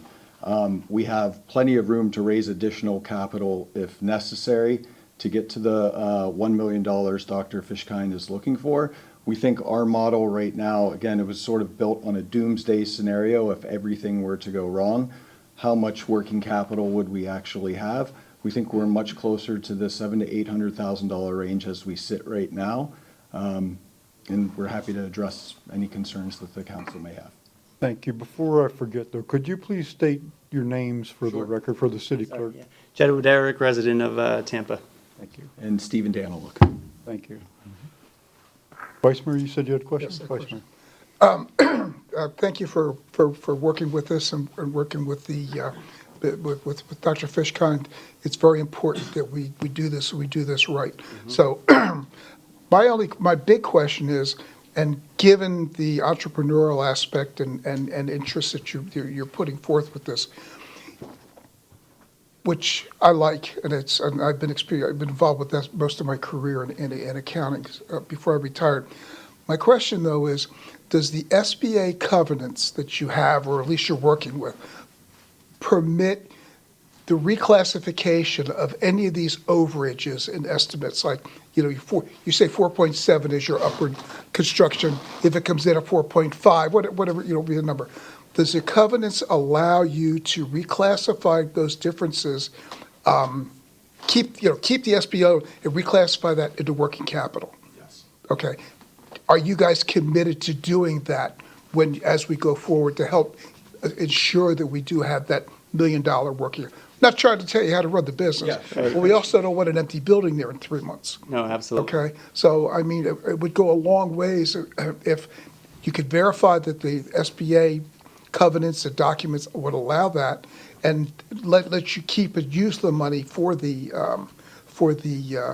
working capital requirements, and give us a commitment that you're willing to do that and go forward with that. And if we come at $905,000, you'll find that extra equity to get us to the $1 million, so that everybody hears the comfort level that you're going to be, you do everything that you can to be successful. And the only way we can do that is to make sure that you're established and set up properly. Of course. Absolutely. Councilmember Fernandez? I have a few questions. Okay. So I was a financial auditor with KPMG and worked on several real estate REITs. And one of the things that I saw is that a lot of businesses started and went out. In fact, in a very high number of the properties that were owned and rented, I would say 90% of them turned over. I know from auditing restaurants and other small businesses that restaurants have an extremely low profit margin, a very high employee theft margin, and it's extremely difficult for operators with zero restaurant experience to stay solvent. So the concerns I have, the number one reason that small businesses go out of business is they are undercapitalized. Their working capital is not sufficient to see them through until the business actually starts making a profit. The other problem is when you are not an experienced restaurant operator, that is a huge stair to climb. And I know that this topic comes up very often in the city of Temple Terrace. We have a lot of chain restaurants. We have a lot of, almost a high percentage of our small restaurants go out of business. And the reason is because chains train you, they give you a model, they give you a book, they pick the location, they do everything to help make it successful. So my two concerns are, I do believe you're undercapitalized in your working capital. And I do believe that not having any experience in the restaurant industry is a very high hurdle to summit. I like the concept, but I don't know how can you provide so I do not want to be in a situation where we approve this and 6 months later, we have an empty building, but you all own the property and it's an eyesore. It's been an eyesore for a number of years. So I guess how can you help alleviate concerns that from being undercapitalized and not having restaurant operator experience? Yeah, so Dr. Fishkind, or Mr. Fishkind, did mention that we do have advisors with significant restaurant experience. I think we mentioned that in the August meeting as well. But within the budget that we provided in the financial model, we do have several full-time roles, both for a bar manager, for a head chef, for really to bring in expertise for folks that are going to be in there, 40 hours a week plus, to make sure that we're successful. We know that we can't do it alone, and we're also not trying to build a business model or a financial model that's going to be solely reliant on minimum wage employees. So I think that's probably two of the most critical hires that we would have are folks that have the experience that can work in day to day with us, in addition to the advisors that we currently have on staff. And then on the financial, the working capital component, the $270K that we provided as working capital for the day that we open. On top of that, there is the $460K construction contingency, which I totally understand and respect Dr. Fishkind saying that you can't use that because it might go towards construction. But there's significant pre-open revenue opportunities that we have to both build our brand and marketing, but also to drive revenue with pop-up tournaments that I think, again, we mentioned before, but also to pre-sell to corporations in the area. If we're able to open, around the holidays next year, or whatever the timing really is, we could reach out to corporations here in the local area to hopefully pre-sell events and pre-sell team building opportunities. So we have that in a number of areas to drive revenue that wasn't accounted for in the model that we shared with Dr. Fishkind. If I can actually add to it, I think, our revenue model is very diverse for a reason. I'm looking in the business, as an entrepreneur, if I were to talk to anybody, they would say the restaurant business alone is one of the hardest businesses to get into, right? And I recognize that. When Jed and I were first thinking through this idea, we wanted to optimize what is going to be a draw to a community. A food component is definitely a draw to a community.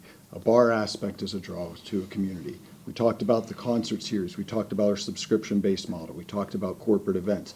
We're not solely dependent on the restaurant side of things, but we will, and both recognize that that will be a key hire for us in that role. What we also have discussed, because before we had ever decided on Temple Terrace, I didn't want to have a restaurant aspect of it for the exact reasons that you actually brought up. But we're not opposed to, in this model, when we have a build out of a kitchen, and actually partnering with someone. If we are starting with a restaurant aspect of this business that, as operators, is too much for us, where we can handle all the other aspects, I think it's very easy for us to partner with someone and have them be the food provider of Blazin Paddles. Part of being in business is learning and knowing when to adapt. I have to do it in my career all the time. What worked for you yesterday is not necessarily going to work for you today. And so we want to ensure that we have safeguards in place. And we're putting significant financial capital of our own at risk here. I wouldn't enter into anything blind if I didn't fully believe in this idea. So out of curiosity, what is the duration that you would expect that working capital to support the business prior to actually, are you expecting to need that for 6 months? Are you expecting to be turn a profit in 10 months? What's the plan? Yeah, I think that might have been included in our response, but I think it was around 6 to 8 months if we assume $0 of revenue coming in from the day that we open. Obviously, you would control some of your expenses. You're not spending on part-time labor if you have no revenue coming in. But both with the SBA loan being delayed for 18 months from the moment that we go into terms with the bank, but also the working capital that we would have would hold at least 6 to 8 months.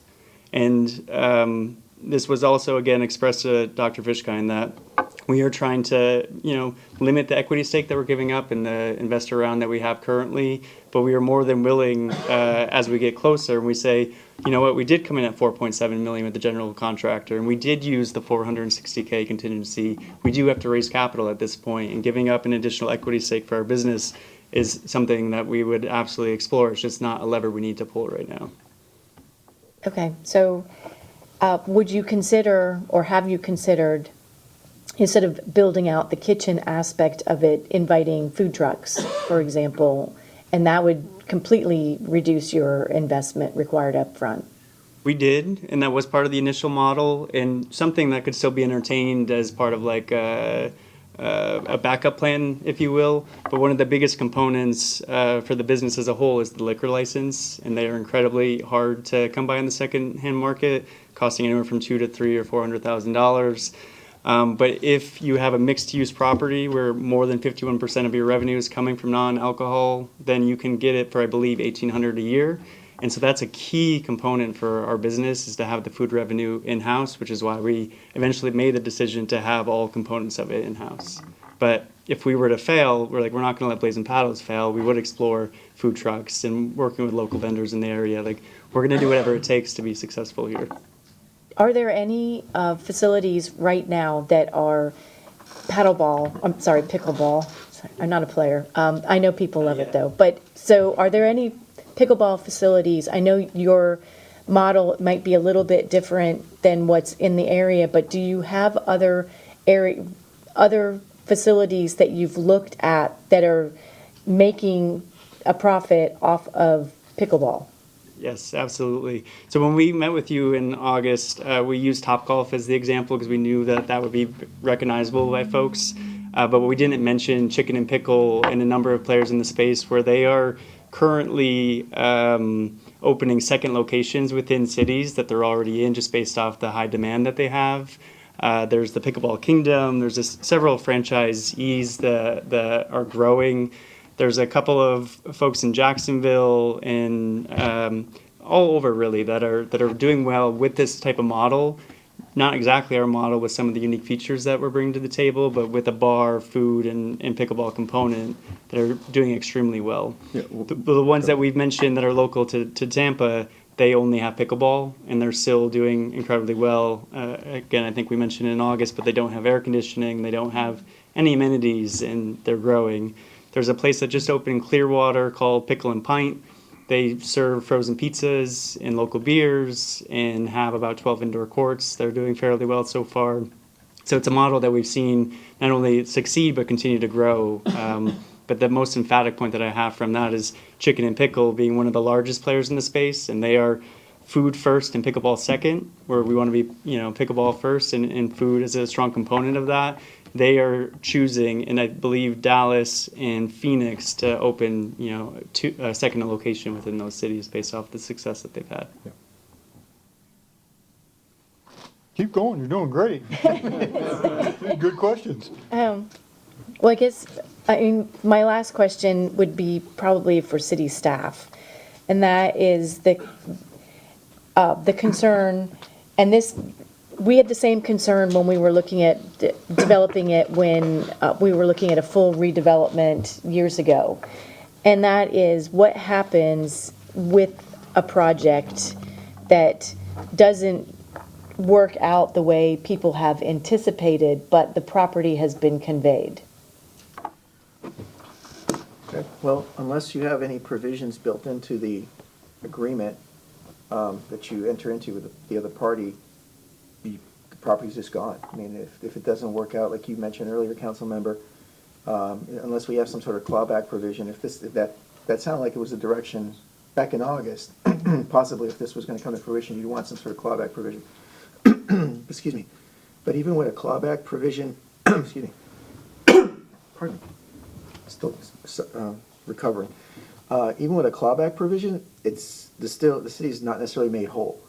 There's still some, there's some loss there. So I don't want you to think that we would do something and they open up and they incur all their costs and they go out of business and we're just going to, we get the property back, and that's not how that's going to work. There's going to be a negotiated give and take based on the parameters you put in the provision. So it's not clean.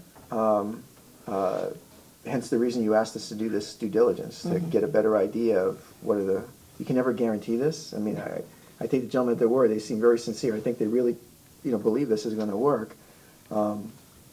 We just have to protect our interests and city's interests, and that's what we did by having this vetted that way. And ultimately, it's a sort of conscience call on the part of the council as to what you think as well. Whether you think this is the best interest or not of the community going forward. I think Councilmember Chambers has some questions. Yeah, one question for now. In your revenue projections, what percentage is the pickleball component of your total revenues? I believe about 33%, give or take. I'm ballparking based off visualizing the Excel spreadsheet right now, but give or take. Okay.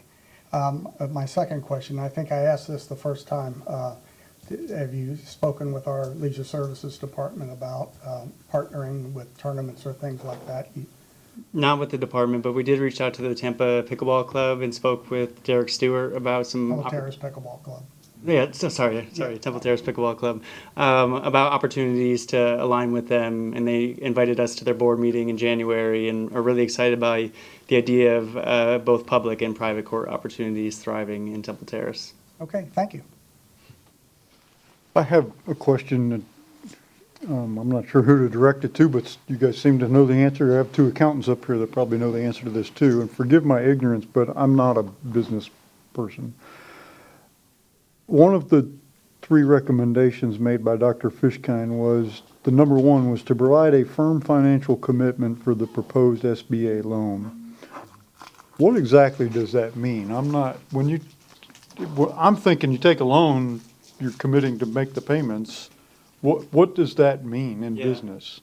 I think what he's referring to is seeing a full approval of the SBA loan, which at this point we only have a term sheet, because the bank is not going to give us a full approval until we own the land and property, they know what we're going to build, they've seen the construction set of documents. That's a hard requirement for the SBA loan. So at this point we have a term sheet with terms, and I think what he would want to see is more of a strong commitment at that point. Oh, I get it now. And given that component of it, that's one of the key aspects of our initial LOI, is that we had a $100,000 escrow as part of the process, knowing that we would go into this purchase and sale agreement negotiation, we would become property owners, but the SBA loan is still a key component of our financing.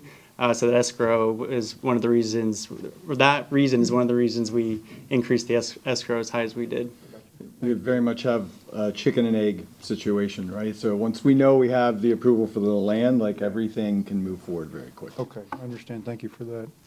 Are there other questions for these guys? Okay, thank you very much for Thank you being so much here. for the time. We appreciate it. Thank you. Appreciate you coming. Okay, council members, so if there's other questions for staff, if not, we need to have some discussion here, I suppose. So who would like to begin? I'm comfortable with the discussions that we've had and the pledges / promises or whatever, at least the from the potential owners, that I think we should move forward and let's start talking. Let's come up with the plan, because they can't do anything until they get at least further down the road with the city on acquiring the property. But build it such a way, if we can, that if SBA falls, it blows it out of the water. There's got to be protections, at least as far as that aspect of it. That's what I would like to see going forward. And, I'm willing to take at face value their pledges to work towards $1 million working capital. Working capital is critical. Without it, 6 weeks, 6 months, they could be, get an empty shell down there, as I stated and as you reiterated, Councilman Fernandez. So, but, we've got an albatross down there that we need you to work with it, see what we can do, see if we can make it go. We know the property is valued theoretically pretty close, given the circumstances from the property appraiser. I think we move forward with it cautiously. Fernandez? I like the concept a lot. And my only concern is the level of working capital. I absolutely would not use your construction estimate because I believe that construction should be expected to come in beyond what your original assessments. So I would never think that that's available for working capital. So that's really my only concern. I like the concept and the model, and I think it would really energize the space. So I like that.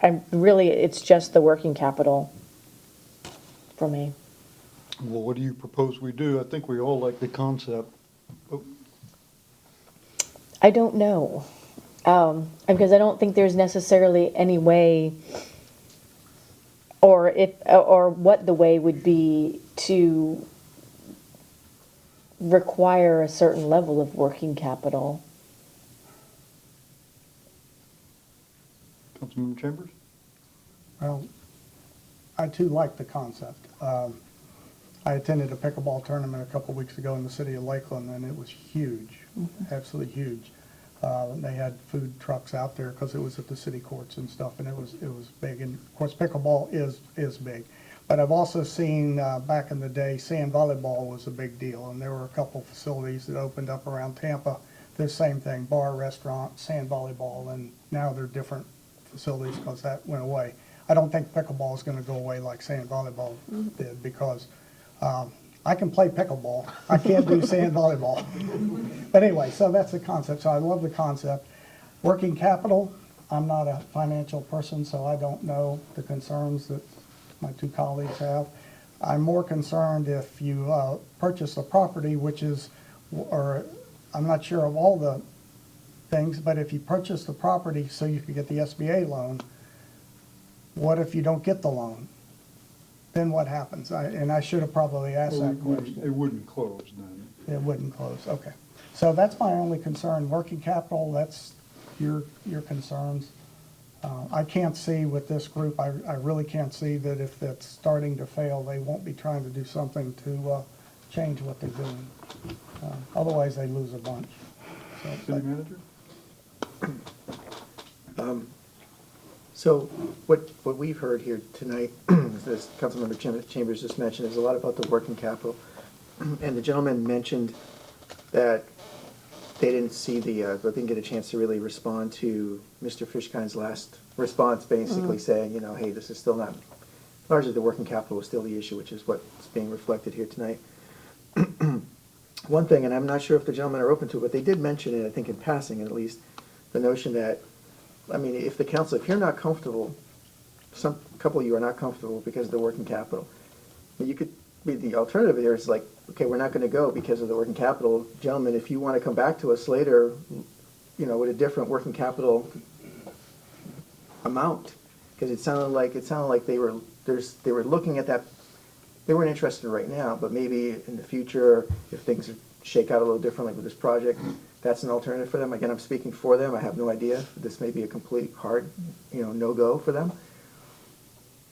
But that's just, I'm just throwing that out there as an alternative if the council truly likes this concept and doesn't want to walk away from it, but obviously has the other concern, which I think is a valid one, about the, trying to survive the first 6 months. I'm kind of with you, Councilmember Chambers, in that, I'm not a experienced business person, so I'm not, feel a little outgunned here in a way, but I am very concerned that we hired this forensic financial person to look this over. And I agree with these gentlemen. He was very complimentary of a lot of things in their plan. The business model was great. I think he supported a lot of things that are good in this project. We're all, I think, in the community, I think we're all clear that everybody's excited about this concept. But I'm very concerned. I guess I'm not the bold risk taker when it comes to other people's money. And I'm very concerned that we've hired this person to do this financial audit who's said there's some red flags here, not with their faulty business model, just with they don't have any experience with the restaurant, they don't have any experience with the food and beverage. The pickleball, I think, would be fine, but the food and beverage, I mean, we've seen that in the country club, right? Food and beverage has struggled there several times in history. There's a new special event / restaurant space, I'm not going to mention them, but they're within a few miles of here in another city, that was heavily capitalized, and still is, and it's still open, but it's not meeting projected revenue there. And it's a good thing they have another side to their business that's providing the capital, because the food and beverage isn't doing it. And they're way more, that's a much bigger brand than this. And they brought in people that had experience running the food, and they're still struggling with that. I'm concerned that I love this concept. I like these guys. I think they're very passionate and they're sincere, and I think if anybody can make this work, they will do it. But I'm concerned about us doing this, and then for whatever reason it fails in a year or two. And even if we have a claw, this is just bad all the way around. It's bad for them, bad for us. Even if we have some kind of clawback, it's still bad. It's just less bad, but it's still bad. And we have egg all over our face because, well, you know, you went and hired this guy who tried to tell you that they didn't have enough working capital, and yet you did it anyway. How do you say to the constituents, yeah, we did that, and we had plenty of warning. I really love the concept, but I'm hesitant to roll the dice when we have such concerns. I would be in favor. I mean, if these guys can come back and solve some of this, and I'm not even terribly concerned about, provide a firm, now that I understand it, provide a firm financial commitment, because they're going to put money in escrow. If they wind up not getting a loan, the property doesn't close, and, so we haven't really lost anything there. I'm more concerned about the working capital being pretty close to the margin. I learned a lot from your questions. I agree with you that I don't think counting on your construction contingency is a good plan. I think you should be worried about not having enough in your construction contingency, because every building you build seems to go over. Yeah, I don't know, I'm a little reluctant on this, I'm a little hesitant. Yeah. Question, do we have a legal basis to where we could require a minimal working capital to do this kind of transaction? It's a transaction, so you can request what you want to request. Whether they want to comply with it or not that's the art of negotiation here. So it's a gauge of the sincerity on all parties. We're by that I mean we're recognizing what the fish kind report says. We're recognizing the give and take and going back and forth. The prospective buyers have also indicated that they're willing, if necessary, to go to a supplemental equity. I can't get the right word. Equity opportunity or equity option to guarantee that. I mean, can we say that we're going to require $1 million working capital in your overall budget, over and above your current construction guesstimates and so forth? Yeah, so you can say that. My opinion, and this is completely me as not an attorney, but just talking as, this is a negotiation here. That's what you've been saying here this evening, I think implicitly, is that, look, if they came to the podium right now and said, hey, we heard you, we'll get $1 million by whatever date that you think, we'll come back, I think I'd be okay with just, okay, let's wait to see they come back. At the same time, we still have the property on the market, all that's still going on, if that works. And that wouldn't require us to do anything else, because right now we've already incurred time and resources to do this due diligence at this point. I wouldn't want to keep doing that in perpetuity, but it seems like that's the biggest issue, the working capital. If they could, like you said, Vice Mayor, if there is a subsequent equity that, they have to change the equity stake, and that implies changing what their plan is. But that would seem to satisfy what the council's looking for potentially. But again, it's up to them. They've been very creative in what they've done so far. I think that there are creative ways to structure potential additional equity infusions to give them the working capital and still maintain the the ownership that they want to or are trying to accomplish. If I understand what just happened here correctly, what the council could do tonight is to say, we love the deal, which I think we all do, but we're uncomfortable with the financial scenario, particularly the ability to get $1 million in working capital. If you want to, or you can, I don't know if maybe they don't want to, I don't know. We'll just leave things as they are, and if you want to come back to us, if you want to, and say, okay, we got it. We got the $1 million of working capital. We dug a little deeper. We got another investor, whatever we did. That might change the scenario for some of us. Yes. You want to do that?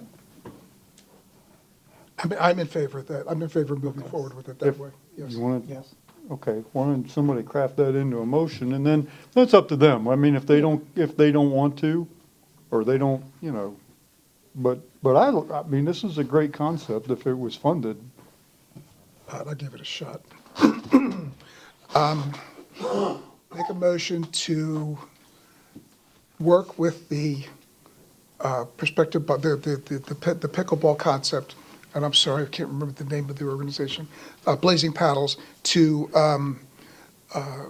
continue to work towards the deal with the $1 million working capital threshold for consummation of the project, the sale.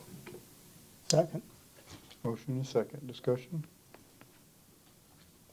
I'm getting a side eye here from the. I guess I'd ask the city manager, do you feel comfortable with that, or do you need something more definite, like asking them to come back with a more? If I could. Please, I don't make hard, fast motions. The motion, as you framed it, Vice Mayor, implies that we're taking the lead on this? And No. I think it has to be, No. I think the motion should say something to the effect of that the city is still interested in this proposal, but now it's in their court, to use, pun on the thing. It's up to them to come and meet. You have a requirement. The motion is basically saying, like, we will consider this potentially in the future if they can meet the $1 million in working capital. That's right. But I want to stress the fact that we do like the concept. Yeah. We're anxious. We're eager for this to come to fruition, but that to give us the comfort level and to be able to go back to our constituents and the people who live next door to us, that we've done everything we can to help them not guarantee, can't guarantee, but to work towards a successful conclusion of the entire project. I think the more words you put into this motion. I know. I'm just going to say what he said. So just say we're still open to the deal. Yes. If you want to come back to us when you have $1 million of working capital.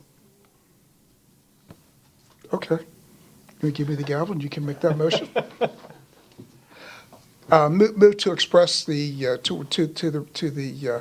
to Blazin Paddles that we like the concept, and if you can come up with $1 million working capital threshold, we're still interested. We're still interested. I'll second that. Okay. Wait a minute. And while I second it, can we discuss while they're talking?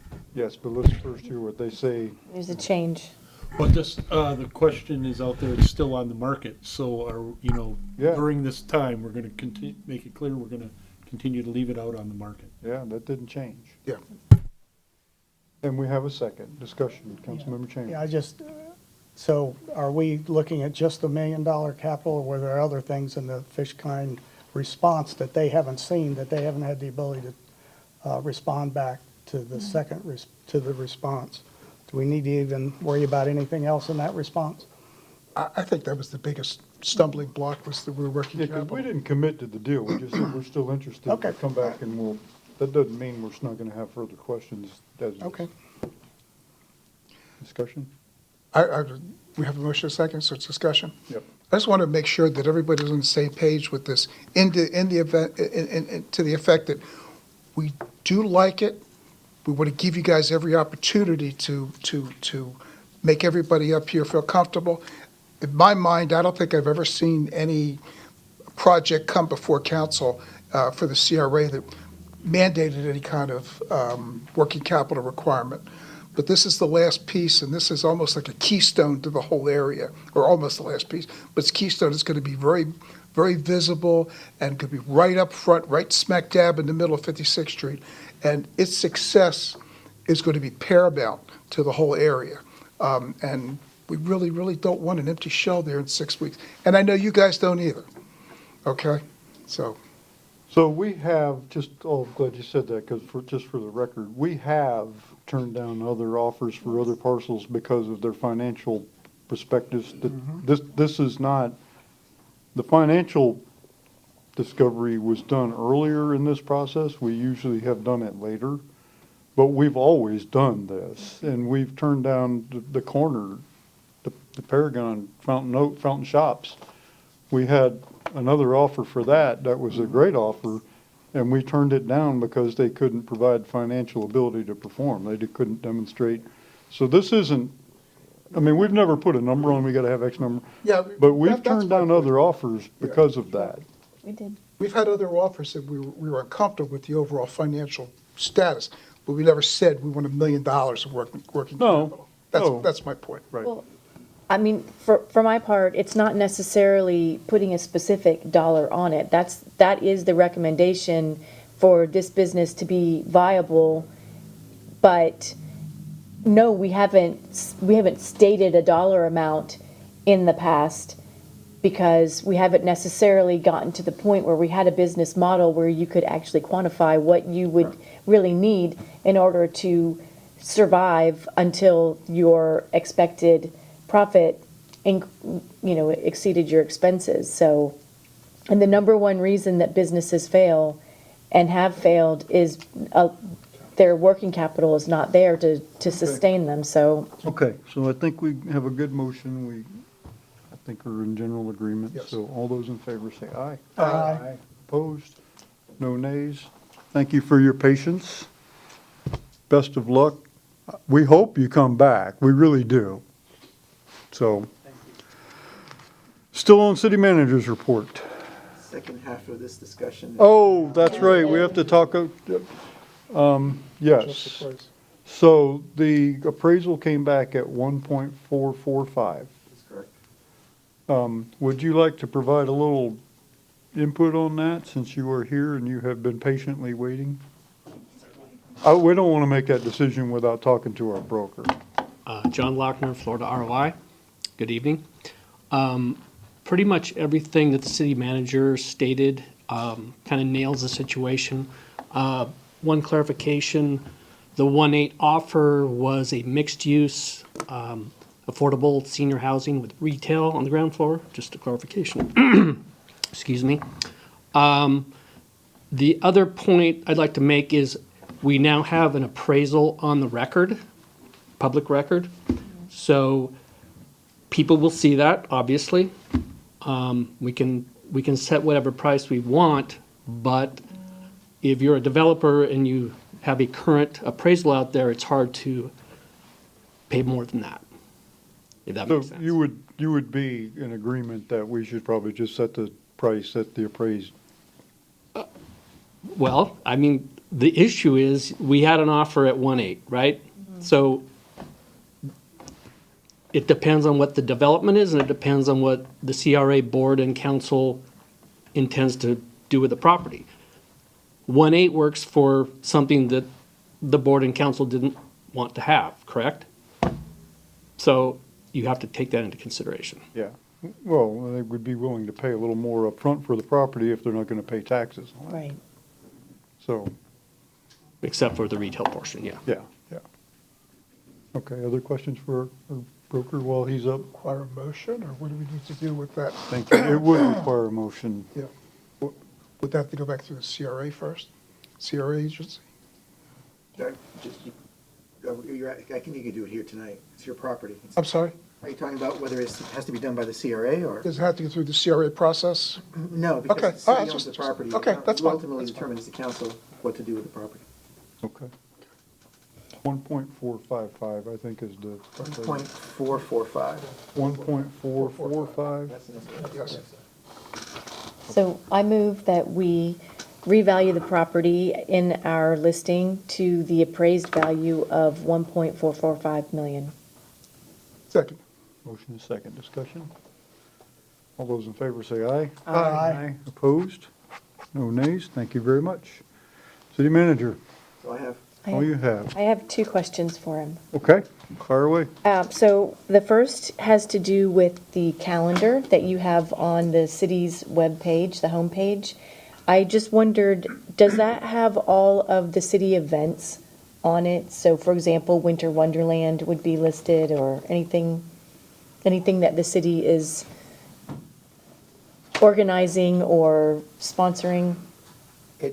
It should, there's, and I'm going to ask our PIO, Ms. Rodriguez, to come up, because I know the calendar has two tabs. I think there's a meeting tab and events tab. Yes.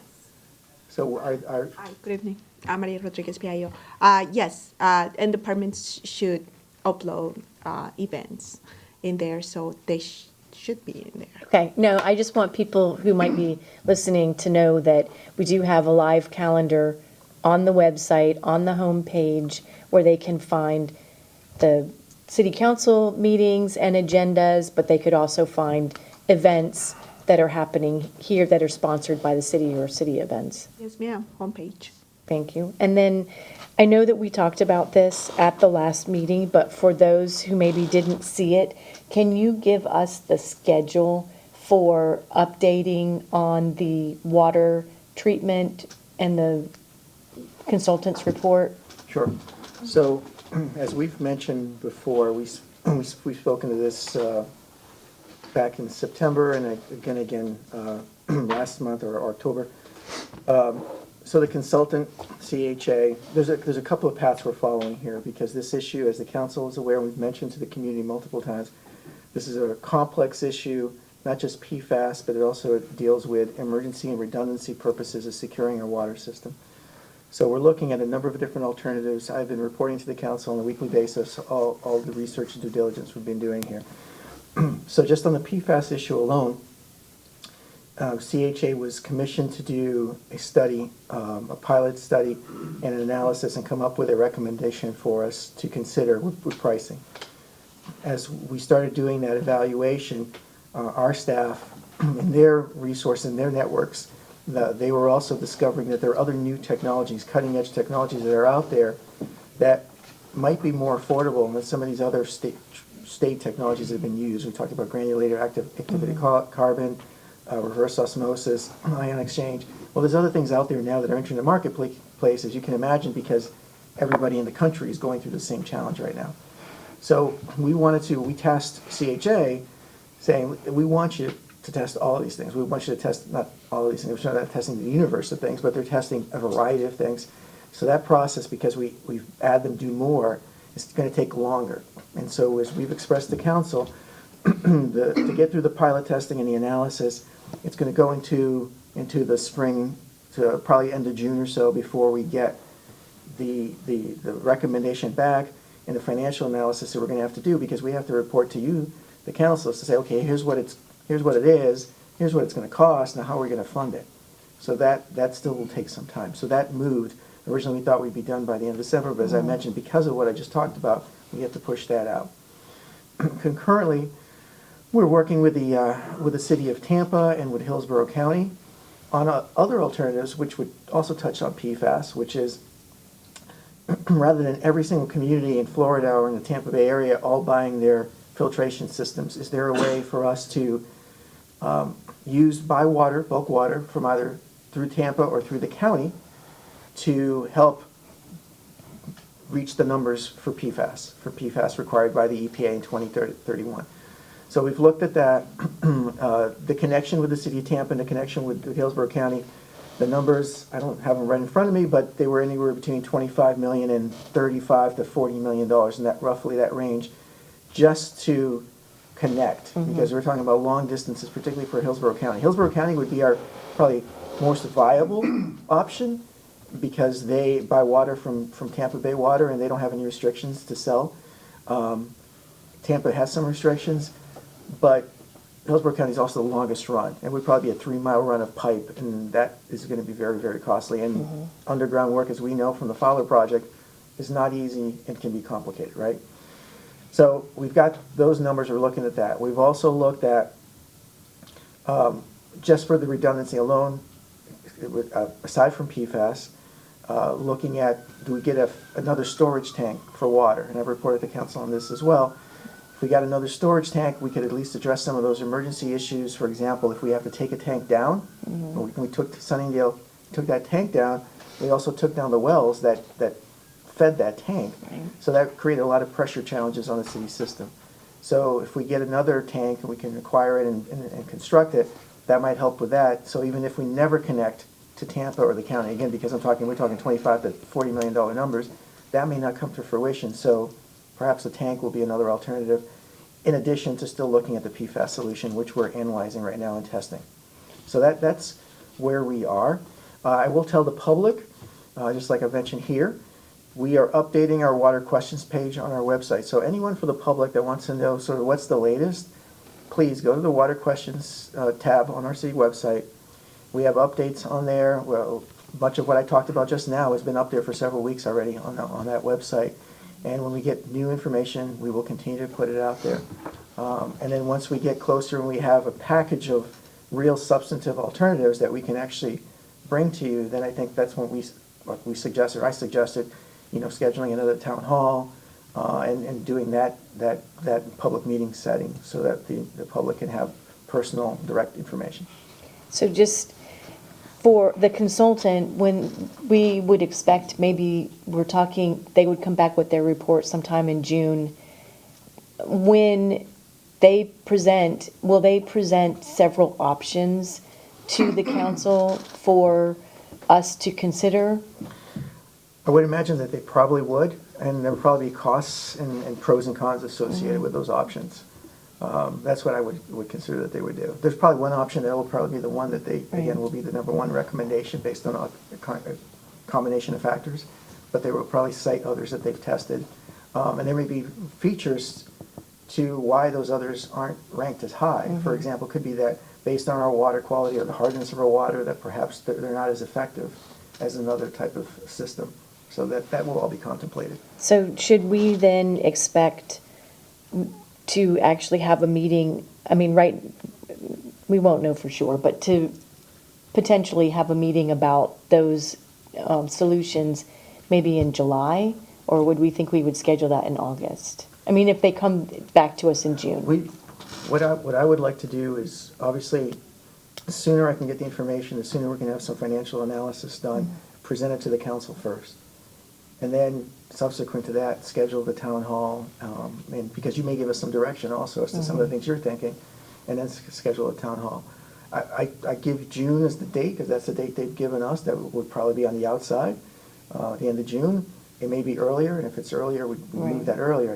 I don't want to create an expectation that it will be in February or March, because it may end up being the end of June. Okay, thank you. Yes. I hate to belabor this point, but, and necessity is the mother of invention, okay? And people are out beating the bushes, coming up with new ideas all the time. I will make sure that we're not paying for the research and new options, other than them waiting for the time for it to be available for public consumption or whatnot, public edification. Can we kind of sort of go back to them and say, is this your best estimate? Because I know I get pressure all the time from individuals saying, well, why is it going to take so long? Why are we not pushing it back 3 months? And it becomes difficult. And we refer them to the website for the latest and greatest information. But people get antsy and they read into it, and we need to. I would just be like to say, we're back to them. We said, yeah, what can you do it? Can you do it a little bit quicker? without jeopardizing or sacrificing quality for the end result. That's all I'm saying. Sure, no, we can certainly have that conversation. I just want to stress that whatever solution we ultimately choose and the council supports, that's the solution you're going to have for forever, probably. So you want to make sure that it's done right. So I will have that conversation through Mr. Warrenfeld's and CHA about, is there a way to expedite this? But again, we want to make sure we get it right, because you're only going to do this one time, hopefully this one time, because it's going to be a huge, huge investment on the part of the utility. Any other questions for Mr. Villa? Very good. City Attorney's report. Nothing tonight. Okay. Directors, did we miss anything? Nobody's going to stand up. Your colleagues will tackle you. Okay. Any other business, council members? See y'all Saturday. I just want to say, good discussion tonight, good questions, good dialogue, good, and appreciate it. It was a good meeting. We got a lot of good business done. Thank you to staff, particularly on the short-term rentals. We got a lot of good business transacted tonight, so thank you. And we will be adjourned. Thank you.